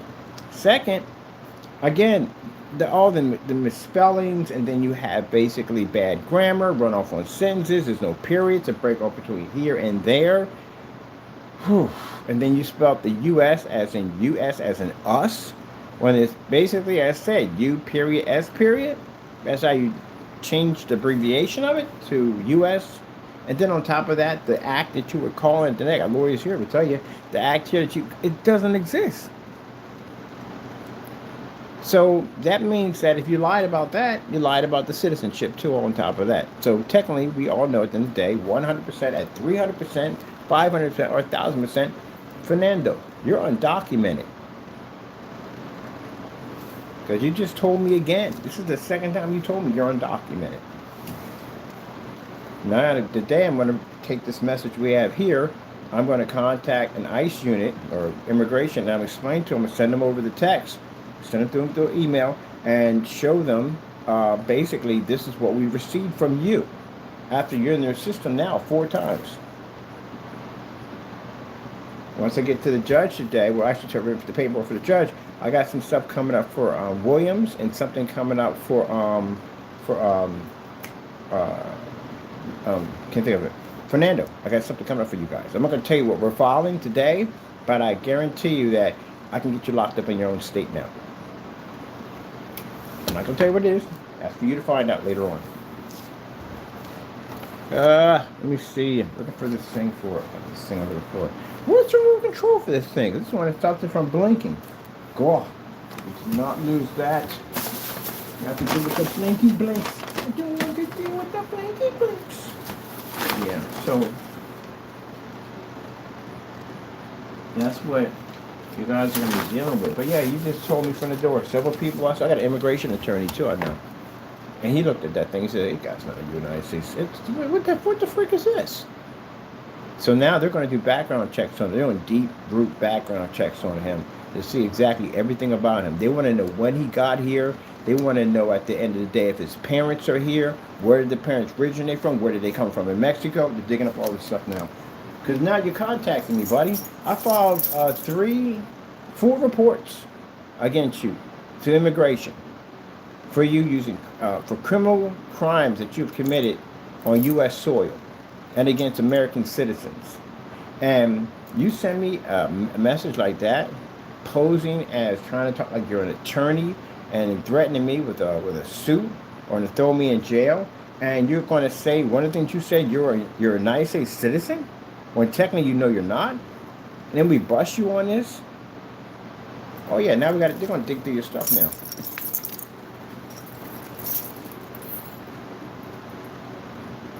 I gotta print that out too. I gotta print that. So, man, the devil just got you exposed on so many levels. It's not even funny, is it? It's just not even funny how Satan got him exposed now.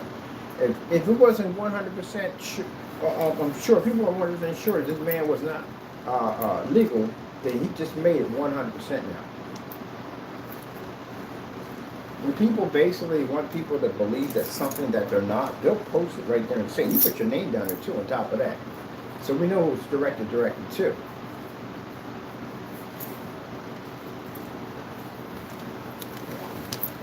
I remember one time as a friend of mine got in trouble, United States Postal Service, he was going in, he was taking people's money, their checks and stuff, and he was taking credit cards and stuff like that. And he got under investigation by the United States Postal Service. So anyway, he got banned from my place because I had 2 phone lines, and one was for something else and from something else. I had 2 lines in there. And he wanted me to hook up a phone, and he wanted me to call some number. And he said, call this number, I'm going to play a joke on a friend. He's a bit of a jokester. I ain't paying nothing of it at the end of the day. I didn't even know half of stuff was going on until the guy told me on the other end of the phone. He said, I want you to call his phone because you got 2 lines, and I want you to call him and say, blah, blah, blah, didn't do it. And I said, wait, you just want me to call and just say, blah, blah, blah, didn't do it? He said, that's all I want you to say. That's all I want you to say, blah, blah, didn't do it. And I was like, that just sounds kind of weird, you know what I mean? So when I called, you know what I mean, and it never picked up, I said, da-da-da didn't do it. And he goes, excuse me? I said, da-da-da didn't do it. And he said, are you talking about so-and-so and so? And I said, yeah. I said, man, Chance, what do you do for a living? He said, I'm a lawyer, a criminal lawyer for like a prosecutor. And I'm like, I said, what's going on here? He said, well, your buddy, da da da, because I can't tell you the name, da da da, basically is responsible for mail fraud. He took a lot of this, that, and then we explained. I was like, holy crap. And I was like, dude, I got nothing to do with this whatsoever. He came over and asked me. The guy standing right next to me. I'm saying this. I don't care now at this point. He had me come over here and say this. I apologize. I got nothing to do with it. I know you guys, they got caller ID. I don't want myself attached to that. I got nothing to do with this. I do apologize, sir. Da, da, da, da. The guy was saying, no worries, so and so and so. He said, just let him know that we'll be seeing him soon. He's in a lot of trouble. I looked at him. I said, get the freak out of my house. He was never allowed back in there again. Get the freak out of my house. Let's go. Get out of here. Take your phone, all that. Get the freak out. Yeah. People do that kind of stuff when they do that trickery stuff like you just did. When they know they're in trouble, to try to get themselves out of trouble. They do this type of activity. And that's exactly what you did. The same thing you did about the whole apartment move out, and you sent me a letter saying, hey, no point in getting the attorneys involved or suing you or this, that, and the other. You're not going to be here. You moved. That's what you said, right? Fernando, let me explain something to you. Even if you move, we can still find you. I got bounty hunters. They'll find you. So that don't make a difference at the end of the day. I'm pretty sure if they can track a terrorist halfway across the globe, anywhere on the planet, they have that ability to track people on that level. I don't think they're going to have a problem here in the United States. And he speaks the language. You've been doing that a long time. You speak that fluent language. He knows how to communicate and to find people over there. Imagine how easy it is for a Marine to find you over here.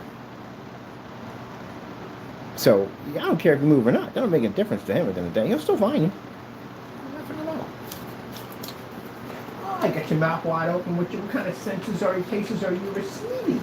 You don't know that when cats sniff something and their mouth opens up and they think at the end of the day just surprised. You know, that's how they basically, their senses, how they taste things. What did it taste like? What kind of sense did you get off of that? I don't know. So, yeah. Either way, it doesn't make a difference. When the lawyer looked, he started laughing. He's like, what's wrong with this guy? Does he know that citizen or not, he's going to jail? Yeah, Jamie, citizen or not, he's going to jail. It doesn't make a difference. But the fact that when you send that, that means you are trying to convince me that you're a citizen. You should have did that the first time we basically, 9 months ago when we put that information out. Should have disappeared for 11 days. So this is 100% proof, 300% proof you're not a citizen. Which means that's why they're hunting for the landlord. They're trying to find, they're hunting for the landlord because of the documents. We know 100% the document he has in there claiming about the lease is not real. And if it's not real, it means your landlord's in a lot of trouble. Now, next thing they're hunting for is that printing press job. They're hunting for that place next. I've seen that place online. I've seen them actually show up the place. They got to track down them because they were paying him under the table. So this is just all this from here all the way up past 2026 is you're going to be having letters coming to your front door, and those letters are going to involve from courts that are going to be requesting for you to show up. And a special document that I'm actually following today for you and Mr. Can you think of anything? Mr. Williams, I can have you arrested in your own state now. I can literally call your police department, show them this form that we have, and I can have you arrested on the spot. What? Good luck with that whole thing you said about that whole thing that doesn't exist. See, that's the thing about it. That the devil will tell you the dumbest stuff ever. And the reason why, because he knows you're going to get caught. He knows this. You know what I mean? When I tell you about the whole shovel scenario thing, like he has you digging a hole, like, here, take this shovel. And you start digging this hole, and then it gets to a point that you need a bigger shovel. I got you. Here's a bigger shovel. There you go. Keep on digging. Keep on going. I can still see the top of your head. Just keep on going.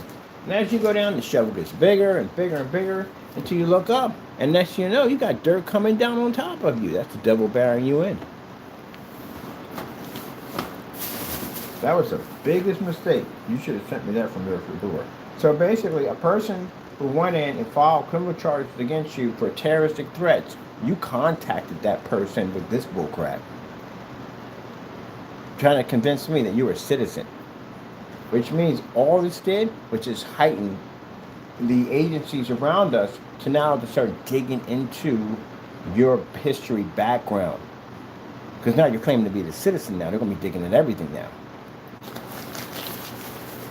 Oh, goodness. People. If you tell me. What did I say over again, people? Leave the devil alone, right? Leave the devil alone. You know what he do? He go back with the devil again. Okay. Well, I'm going to just bring something to you. The document that I'm getting done today, I can get you arrested in your own state now. I can get a warrant for your arrest. I'm not going to tell you what it is, but I guarantee you're going to notice from the courts explaining to you the whole situation and what's about to happen. We got more than enough evidence now to prosecute them on every level you can possibly think of now. We got more than we need, literally. I got over 1,000 pieces of mail from the other one. We got emails, we got phone calls, we got text messages, we got all kinds of stuff. And the thing about it is, right, the reason why you try to make it sound this way, you try to make it sound like as he didn't send it, but somebody else sent it.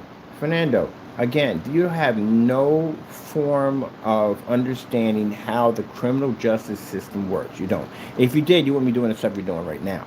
So, first things first, they're going to track down this which one. And I don't care if dummy account or not, doesn't mean anything. Matrix laughs at stuff like that. So, dummy account doesn't mean jack. They're going to find it. It's the United States government we're talking about. They had to know everything. So they're going to be able to figure out exactly where this number came from, who created it, the account, all that. They got all that. They're going to get everything from there. And then they're going to locate and figure out exactly how do you have anything to do with it, because your name is mentioned in here. So that's going to be an investigation, which means they'll have to come down and pay you a visit. And you don't want any type of agency paying you a visit, especially if they start digging a little more, showing that in the day when they talk to me, because they're going to have to talk to me, this guy doesn't have documents. Now they got to dig into that, because you made a statement that you were a citizen. So since you made a statement you're a citizen, that means someone must have made a statement to you that you weren't. Or you wouldn't have made that statement to begin with. And now they got to find out whether you're a document or not. You see what you mean? You open up another Pandora's box. Now they have to go in and search and see what you are, because now you got criminal charges against you. It'd be different if you had no criminal charges whatsoever. That's a little different. It's still going to look, but now they have to, because there's charges. You're a very dangerous person and you should not be here. And now they got to really dig in and figure out if you are or you're not. You started that process. And your name is on here. Now, a lawyer would have had your full name, because he would have asked you, what is your full name? Your full name is Jamie Fernando Gonzalez. You have Jamie Fernando on here. It's like you didn't want someone to know it was you, but it was you. Tell me if I'm not in your head rent free. There you go. But that's enough there for us to be the prosecution, because you sat there and said you're a citizen, and we have four different charges against you with Homeland Immigration and so forth, of stating that at the end of the day you committed these crimes against us, and that's what we filed there. And your name just pops up on this message that comes over. See? Now they got grounds to go dig in and start looking for stuff. That means they're going to be, I don't know how their investigation's going to go. They may look for family members. They may look for your mother or father. They may go down that road. They may try to figure out exactly where you came from in Mexico. They may look at all that stuff now. Gave them probable cause.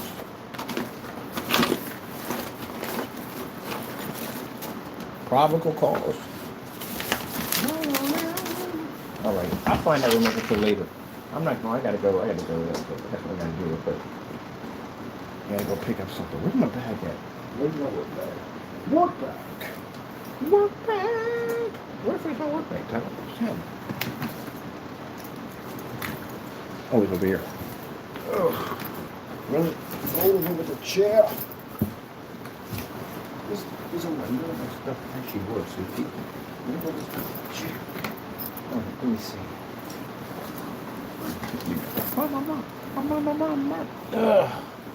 Now, I'm going to come back in, build my robot. And first, I got to go to City Hall. And I got to fill out a couple of interesting forms, which I'm not going to tell you what they are. You'll figure out, they'll contact you. We have enough evidence, and more than we need, to start the prosecution stage.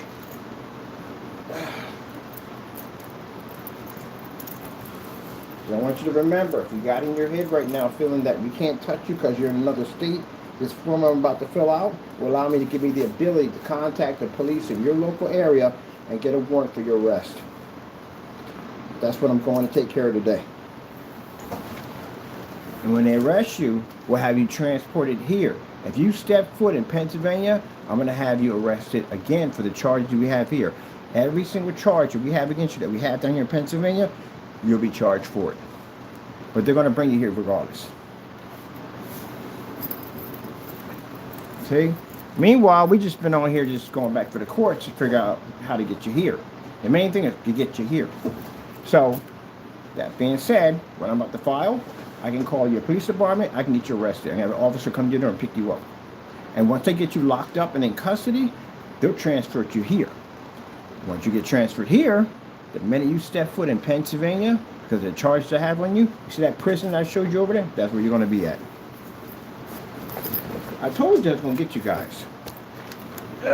Thank God I got fantastic people in my corner that give me information to show how to work the courts so we can get this done. See, this is why I said at the end of the day, you got to be careful what you say out of your mouth. Derek Williams sent us a text message yesterday saying he's going to be down here such and so. Well, Derek, interesting thing about that, you will be down here, just not on your terms. You got to be careful what you say out of your mouth. The very things you say out of your mouth will come true. So now Derek Williams will be here. But the difference is you won't be going back home. You're getting locked up. So that form I'm filling out today ensures it. I'll see you soon, gentlemen. I told you, we're going to meet. Except for it's not going to be in the terms you're going to like at the end of the day. And I got enough of your evidence, including we had the United States Postal Service inspection that's going to testify in court against Mr. Williams about the mail they received at their facility and mail that we received here. So.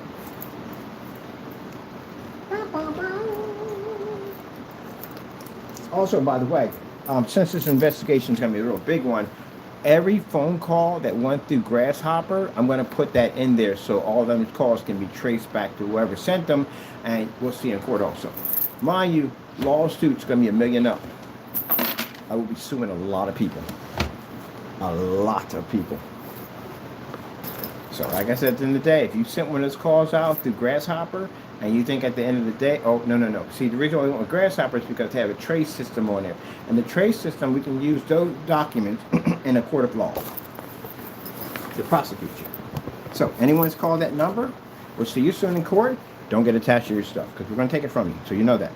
I'm starting my lawsuits off in federal court at $1 million. What do we need here? Man, this is going to be a busy freaking year. I got all this to take care of. I'm going to be going down to court. People are going to be getting sued, losing their stuff. There's going to be a lot of people crying in court. Oh, by the way, we're going to post all documents. As I said before, everything that happens in court, we're going to post it to a special website. You can read about what happened. They'll have their first name, last name, all their information will be up there. You can read everything that happens to them in court. And yes, you're going to read about some people crying in court, some people fainting in court. It's going to be all in there. So I think companies will start doing this more often. They should. They should basically post the people they prosecute on a site where people can read through this. This basically discourages other people from doing it because you don't want to be in that same situation. But it also shows you the heavy consequences that these people have to pay for committing these crimes. Ain't that right, Cyberboy 998? It's a 998 or is it 998? It's 998. It's 998. There you go. That's your serial number. Now, see, gentlemen, this is the thing about life. You're going to be sitting in a cell until you pass off this earth. Because the time you have coming, you'll never be able to, it's almost life. The age you are, that's life. And me, on the other hand, I'll be spending my time doing things that you should be doing. Now, where's this? I got to bring all that mail with me. Literally, I got to bring all that mail to the courthouse today. So they can see it, to get ready to file. Man, when they see this stuff, I can't wait to see the look on their face. They're going to be like, oh my goodness, yeah, this guy sent us all his mail. I'm going to let them know that we did contact Postal Inspection. I got to contact them and get the number for them, the incident report, so we can give it to them to show there is an investigation, ongoing investigation with Fernando Gonzalez and Daniel McAfee and Derek Franklin Williams III.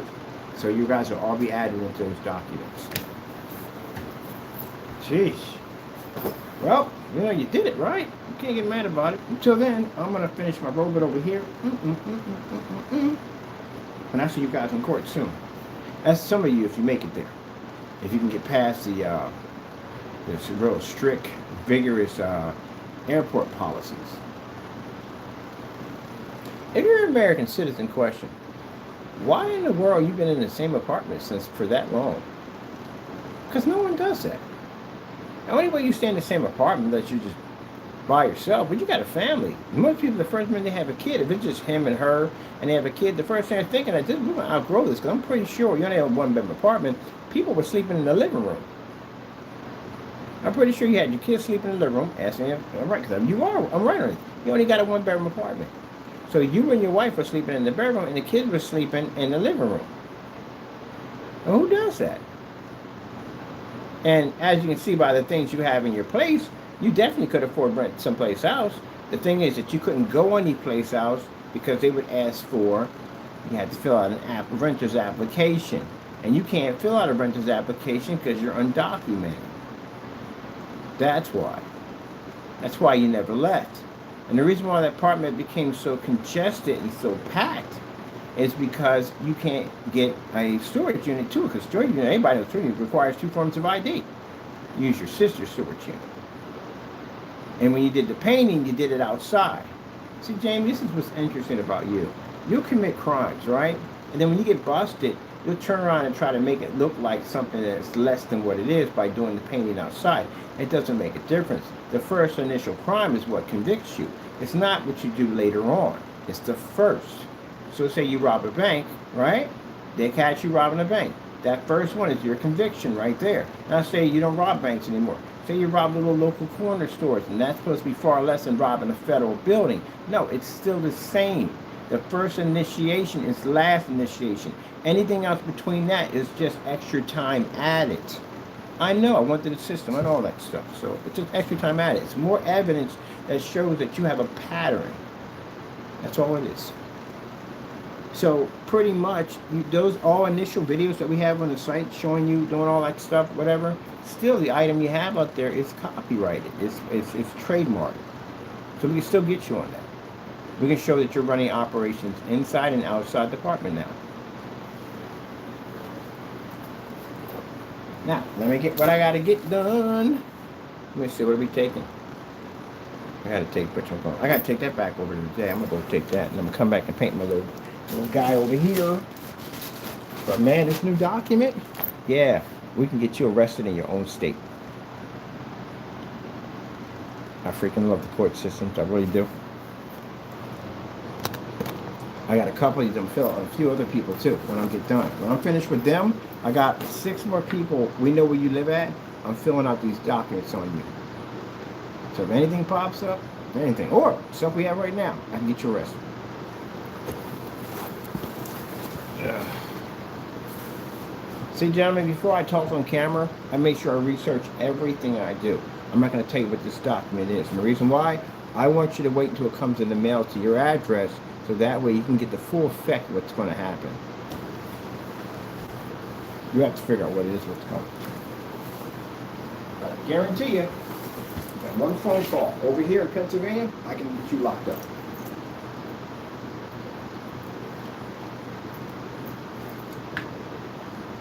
Oh, yeah! I like ice cream soda no more again. No more soda, no more ice cream. Never again ever. Did not go well, but then again, you had pizza next to it. I eat like a child. Like I eat freaking pizza with freaking root beer float and yeah, that didn't go well. Every night ice cream did not go well at all. I'm gonna go back and look at the stores we're gonna be putting ad tech in. I'm gonna check them out real quick. Get a map out in my head exactly where we're gonna set up. We're gonna put projectors at, stuff like that. All we can use, we're not gonna use anything big. We don't need anything big. We use the 300 limit cummins. That's all we need. We don't need anything else in there. Those things operate outside, so inside it's a cakewalk for that stuff. Ain't that right, Taco? Yeah. And I gotta go to VistaPrint. I got business cards to make. The search engine optimizer on GoDaddy is easy, man. Especially what I want to do with Wix. Search engine optimizer. It's crazy. All right, my brothers are soaking. Come in here, I'll throw things all over the place. I gotta start getting myself some kind of a basket. I throw stuff in when I come in. I don't like anything on when I come. Let's see.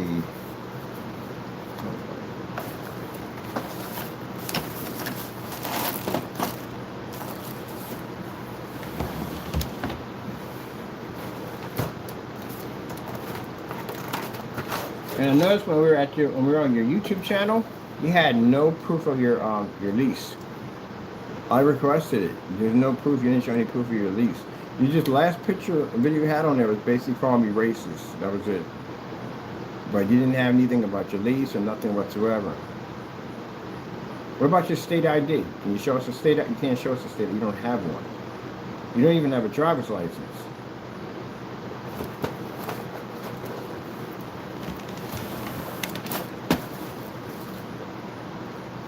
Where's the phone at? On? Oh, okay. You have anything at all. So you have no documents, not a thing. Nothing in here to say that you belong here, not a thing. No crimes. Well, like I said, that text message you sent me, that's all I need. That's it. That's so I can get people to start digging through your history now. So when did you come here? That's the curious thing about it. When did you come here? Did your parents come here? How many of your brothers and sisters are basically documented? They're going to dig through all that now. This is why I said, man, stop. Forget it. He's going to keep entertaining it. Literally. I told you, that was a greedy person. He doesn't just care about you, Fernando. He cares about everything around you. So if it means he can take your family, and if he can take your kids, if he can take your brothers and sisters, if he can take your mother and father, he's going to do it. And he's going to figure out ways to get you to do it for him, to help him out with this whole thing he's trying to do. Now, if you're going to sit there in mind and say, it's my fault, oh, it's my fault.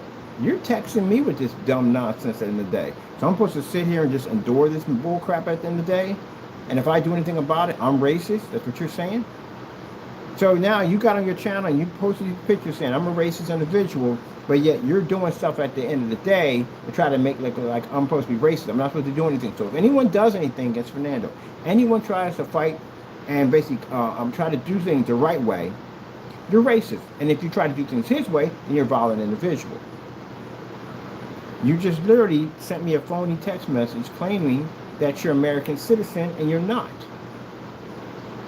Because the simple act that you said you were about to sue me for doesn't exist. AI said it doesn't exist. I got 2 attorneys that will call you and tell you it doesn't exist. I even have an immigration attorney. My immigration attorney contact you? Because they'll reach out to you. Or you want an ICE unit, I get an ICE agent, they'll reach out to you and they'll question you. You don't have documents. You just proved it with this text message. On top of that, like I said, my buddy was looking at this, he was like, well, wait a minute.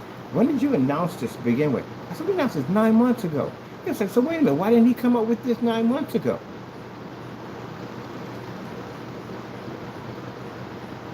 Now I got pictures and everything of it. There you go. You see it for yourself. This is the part that gets me, my buddy can't understand. Unfortunately, do you understand that unfortunately, what do you mean by unfortunately? That should be a good thing that you're an American citizen. That's like, unfortunately, you're an American citizen. You know how bad that sounds at the end of the day? That's like, well, you put me down to I'm an American citizen?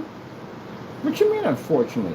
That's like you go into another country and you kind of look at your passport and like, well, unfortunately, you're an American citizen. Well, what you mean, unfortunately, I'm an American citizen? What you trying to say? I'm bad because I'm an American citizen? What you trying to say? I ain't got nothing to do with that Trump nonsense, man. That's all him.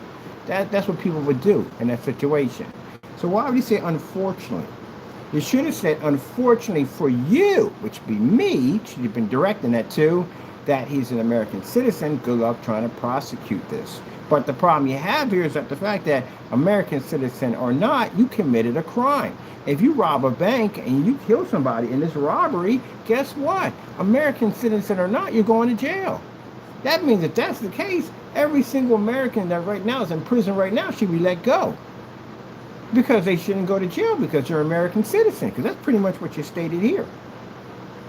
So citizen or not, you're going to jail. It doesn't make a difference. But then he puts down, look what it says, U.S. That's us. Us citizens. Which is now is opening up a charge. It's supposed to be U.S. citizens. which is U period S period, which is abbreviation for US or United States or United States of America. You could have put down USA. And then USA is U period A period USA. Yeah, S. That's what it is. I think it's period after that, I'm pretty sure. But anyway, there's periods in there. But if you put in US without the periods, it spells us in capital, like you're screaming at me. Which is now opening up charges against you for false information, individual defamation, and the U.S. Citizen Act. We looked it up. There is no U.S. Citizen Act. It doesn't exist. So what would you be following that doesn't exist with the courts? What's this supposed to be? It's something that you made up off the top of your head to try to make it sound like you know what you're talking about. You make yourself sound professional. I'm pretty sure you probably Googled half that mess. And if you Googled, you would have found that it didn't exist, because we know it doesn't exist. So with that being said, and then try to make yourself sound like you're a citizen, that means you're not a citizen. What did you do?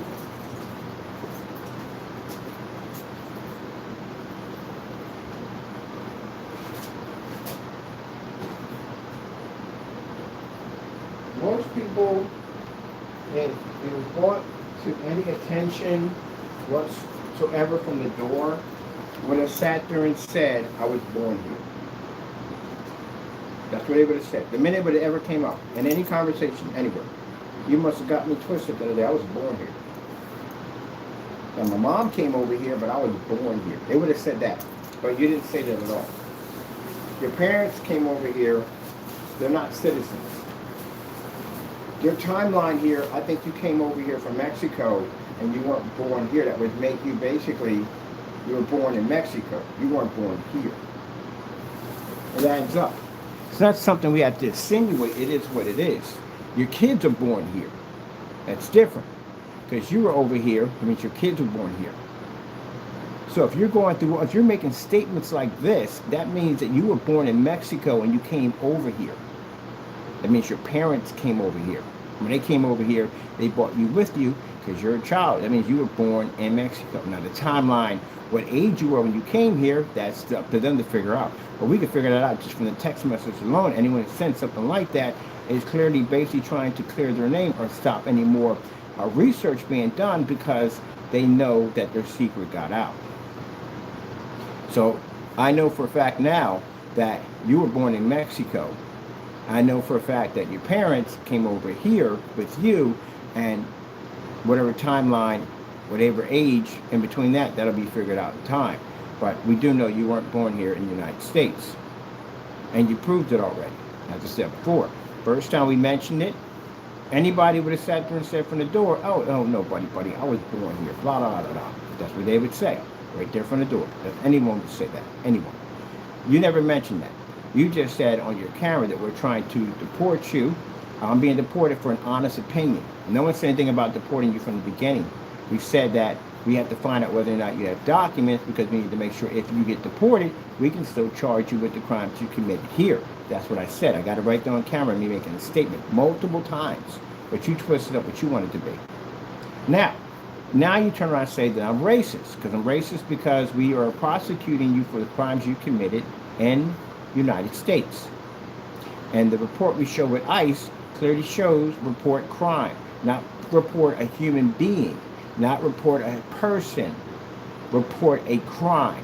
So in that file over there shows crimes that you've committed. The only way you could get me on that, unless anything I put in there was not true, if we didn't have the evidence that you did the things you did and I made all that up, then I'm in trouble. But unfortunately for you, how it's supposed to be used in the sentence, the crimes we have against you are true, which means everything we put in there was legit and by the book. Now, say you are an American citizen. Does that mean that they skip all the crimes and you go free? If that's the case, then anyone sitting in prison right now should be free.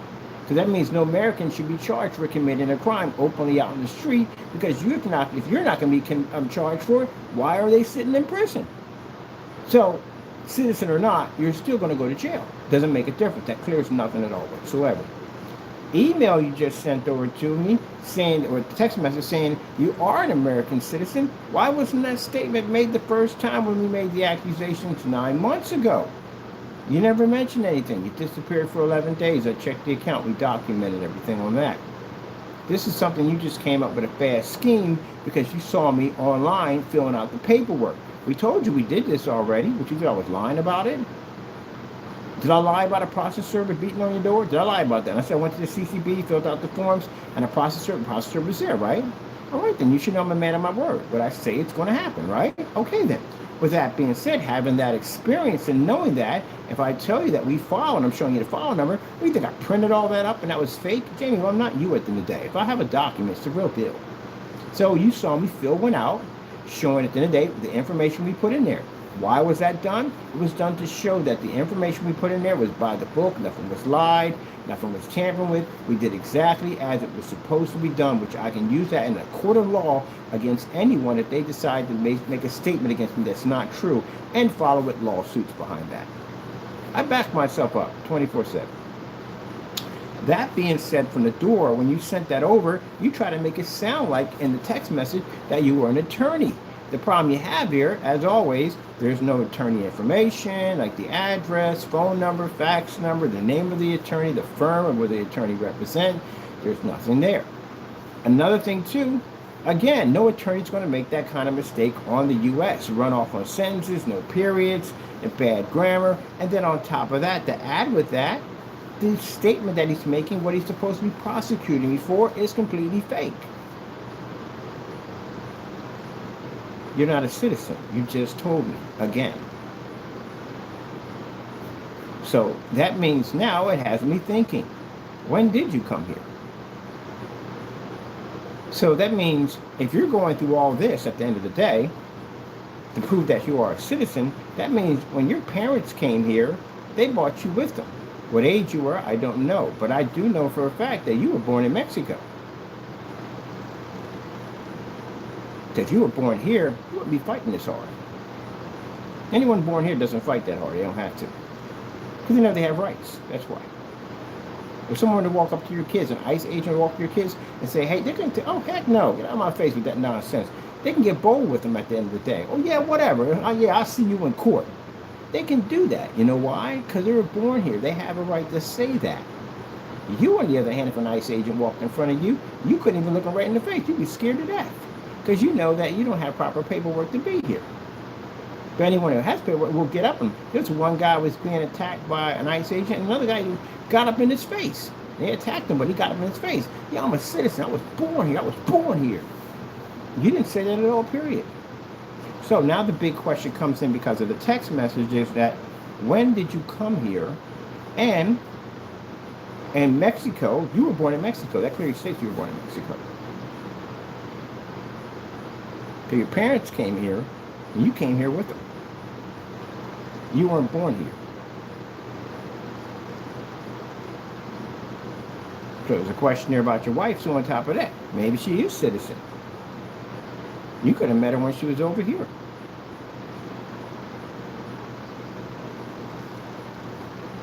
Maybe she is an American citizen. So if you married her, did you marry her for your citizenship? Because if that's the case, that's a violation right there. And she can get in trouble for that.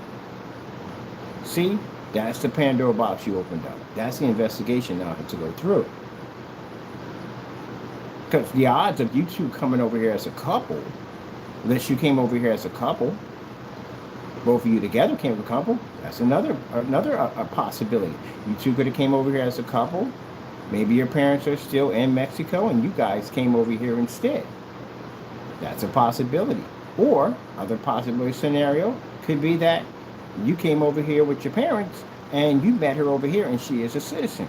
And she married you so you can have a citizenship, which you can't have because, again, it's one of the forms that they have on there.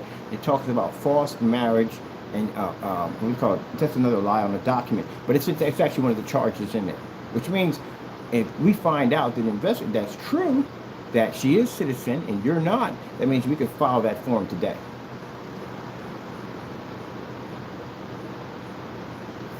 We'll have to. By law, we have to do it.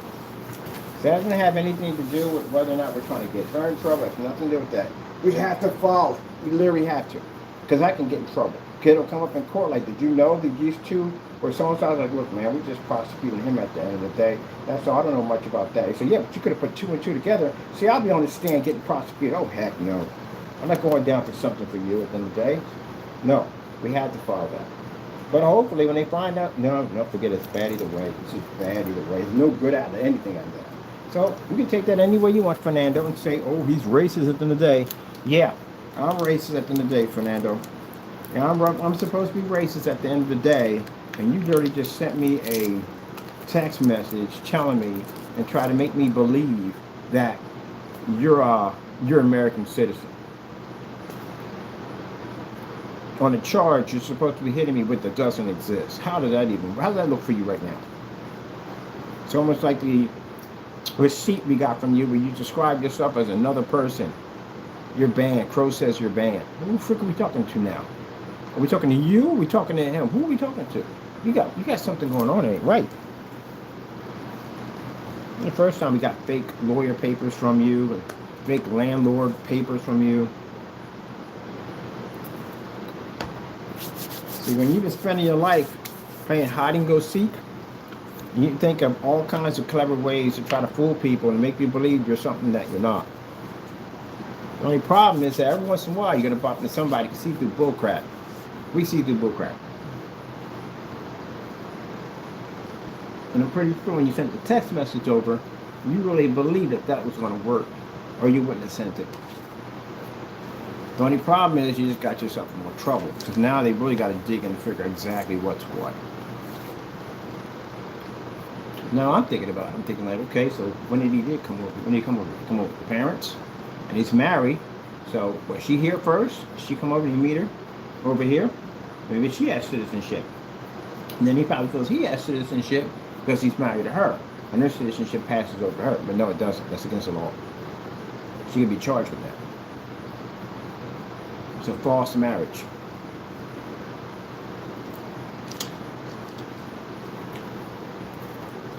All right, Fernando, I gotta get this job taken care of. I got some things I gotta do. I gotta be on site for some stuff over here, and I gotta walk past City Hall, and I gotta put in this special document for you guys, so we can get that mess taken care of. Now, once we have you here, I'm gonna file the lawsuits on y'all. We're gonna hit y'all back to back with these things. I don't want to give you lawyers, anybody who got a chance to breathe. Everything's going to come up back to back to back to back to back. We're going to give them no chance to breathe. So I will be suing you. The lawsuits will be at $1 million. As I told you, we're going to sue you in federal court. Touching my copyrights and my cube at them today. You should know better than that.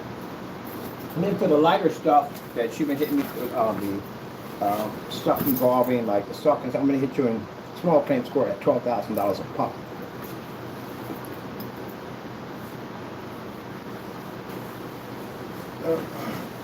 See? Not worth it. Following Satan? Not worth it. Come on, y'all. Stay away from the devil. Every time I say that, they get in more trouble. I say stay away from the devil, they go near the devil. They'll get in more trouble. Stay away from the devil, they'll get in more trouble. Stay away from the devil, you get in more trouble.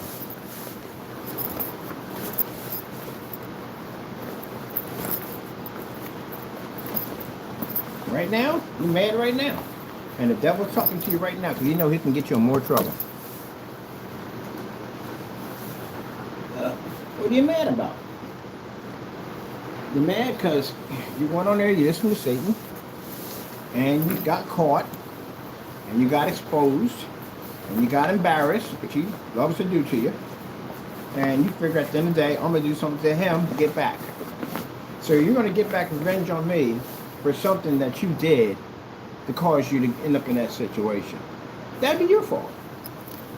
But keep on doing dumb stuff. But like I said, the document I'm about to fill out today, then I can call your state. I can contact the police department and I can get you arrested. So play games and see what happens. And you think I'm bluffing? Well, go ahead. When I found out about this document, I was like, yeah, you kidding me, but we have to have a lot of evidence to show that they're actually doing this activity. That's all we needed. We got enough of that. So when you're sitting there in your home and you get a knock at the door and you're seeing several people sitting on your porch, officers of law, and they request for your name, and they tell you to step outside, put your hands behind your back, and handcuff you, you'll know that came from us. And once that's done, I'm going to have you transported up here so we can prosecute you in a court of law. And I guarantee you, gentlemen, once you make it here, you're not going back home. You're not receiving bail, not receiving anything whatsoever. You have a lengthy prison sentence. When you're sitting in that jail cell, you think about exactly what Satan got you into and how you need to change your life. Ooh, what you do? What do you do? Running around being all crazy. Crazy. Being extra crazy. Crazy. Oh, yeah, I got to contact that federal, whatchamacallit, for freaking post office on the other one. Yeah, that's fine. Also, too, I can put the reporting for McAfee next. Take care of that when I get in. I got time. I got light work today. Most of the day is footwork today. I got to be on site. McAfee, I'll get you taken care of today. I'll put the call into that post office inspector about you. And I want her to know at the end of the day that all you guys know each other. So, I space about it. I told you, I said from the door that the Lord has put judgment. And he said all those involved will be before the courts, and you will be. Those of you we haven't spoke of, you will be before the courts. God knows exactly where you at, where you live at, and he's going to make sure 100% that you guys will be before judges. You'll be prosecuted for your crimes. And if you've not picked up your cross and followed Jesus, and God forbid your time basically runs out on this earth, you will pay for it in the next life for eternity, forever. You got a lot of pressure, gentlemen. And there's a way out of it, but you refuse to take it, as you can see by the text message we received from Fernando. On the fake number that he figures out that no one's going to get track him down. You don't know much about the United States government, do you? You're about to find out about what they do.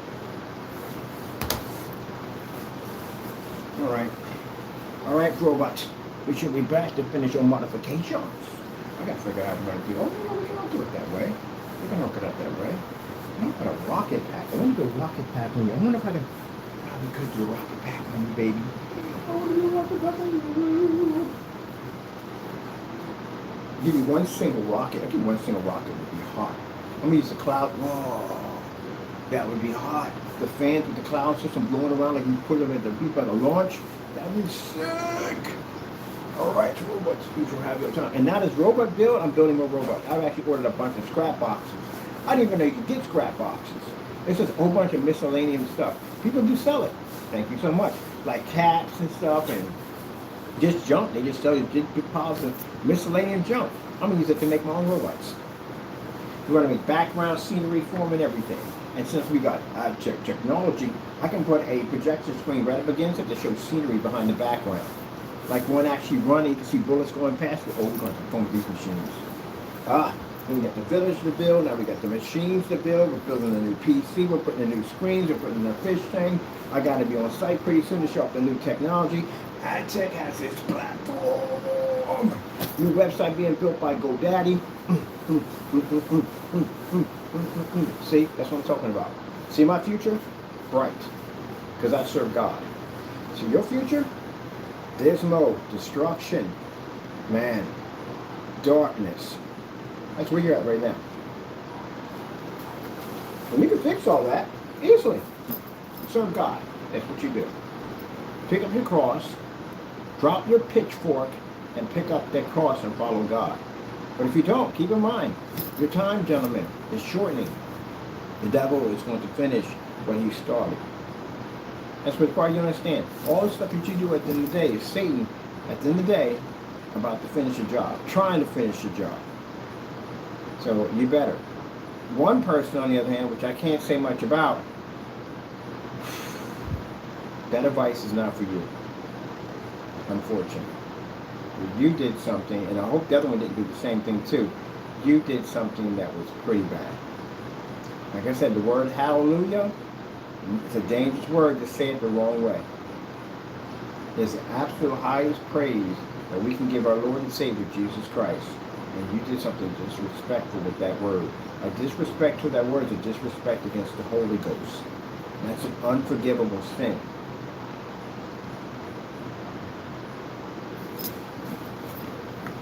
You hear me? Unforgivable. That's why I say you don't play around with stuff too much like that. All right, people, seek God and be blessed. Gotta go. Look at you.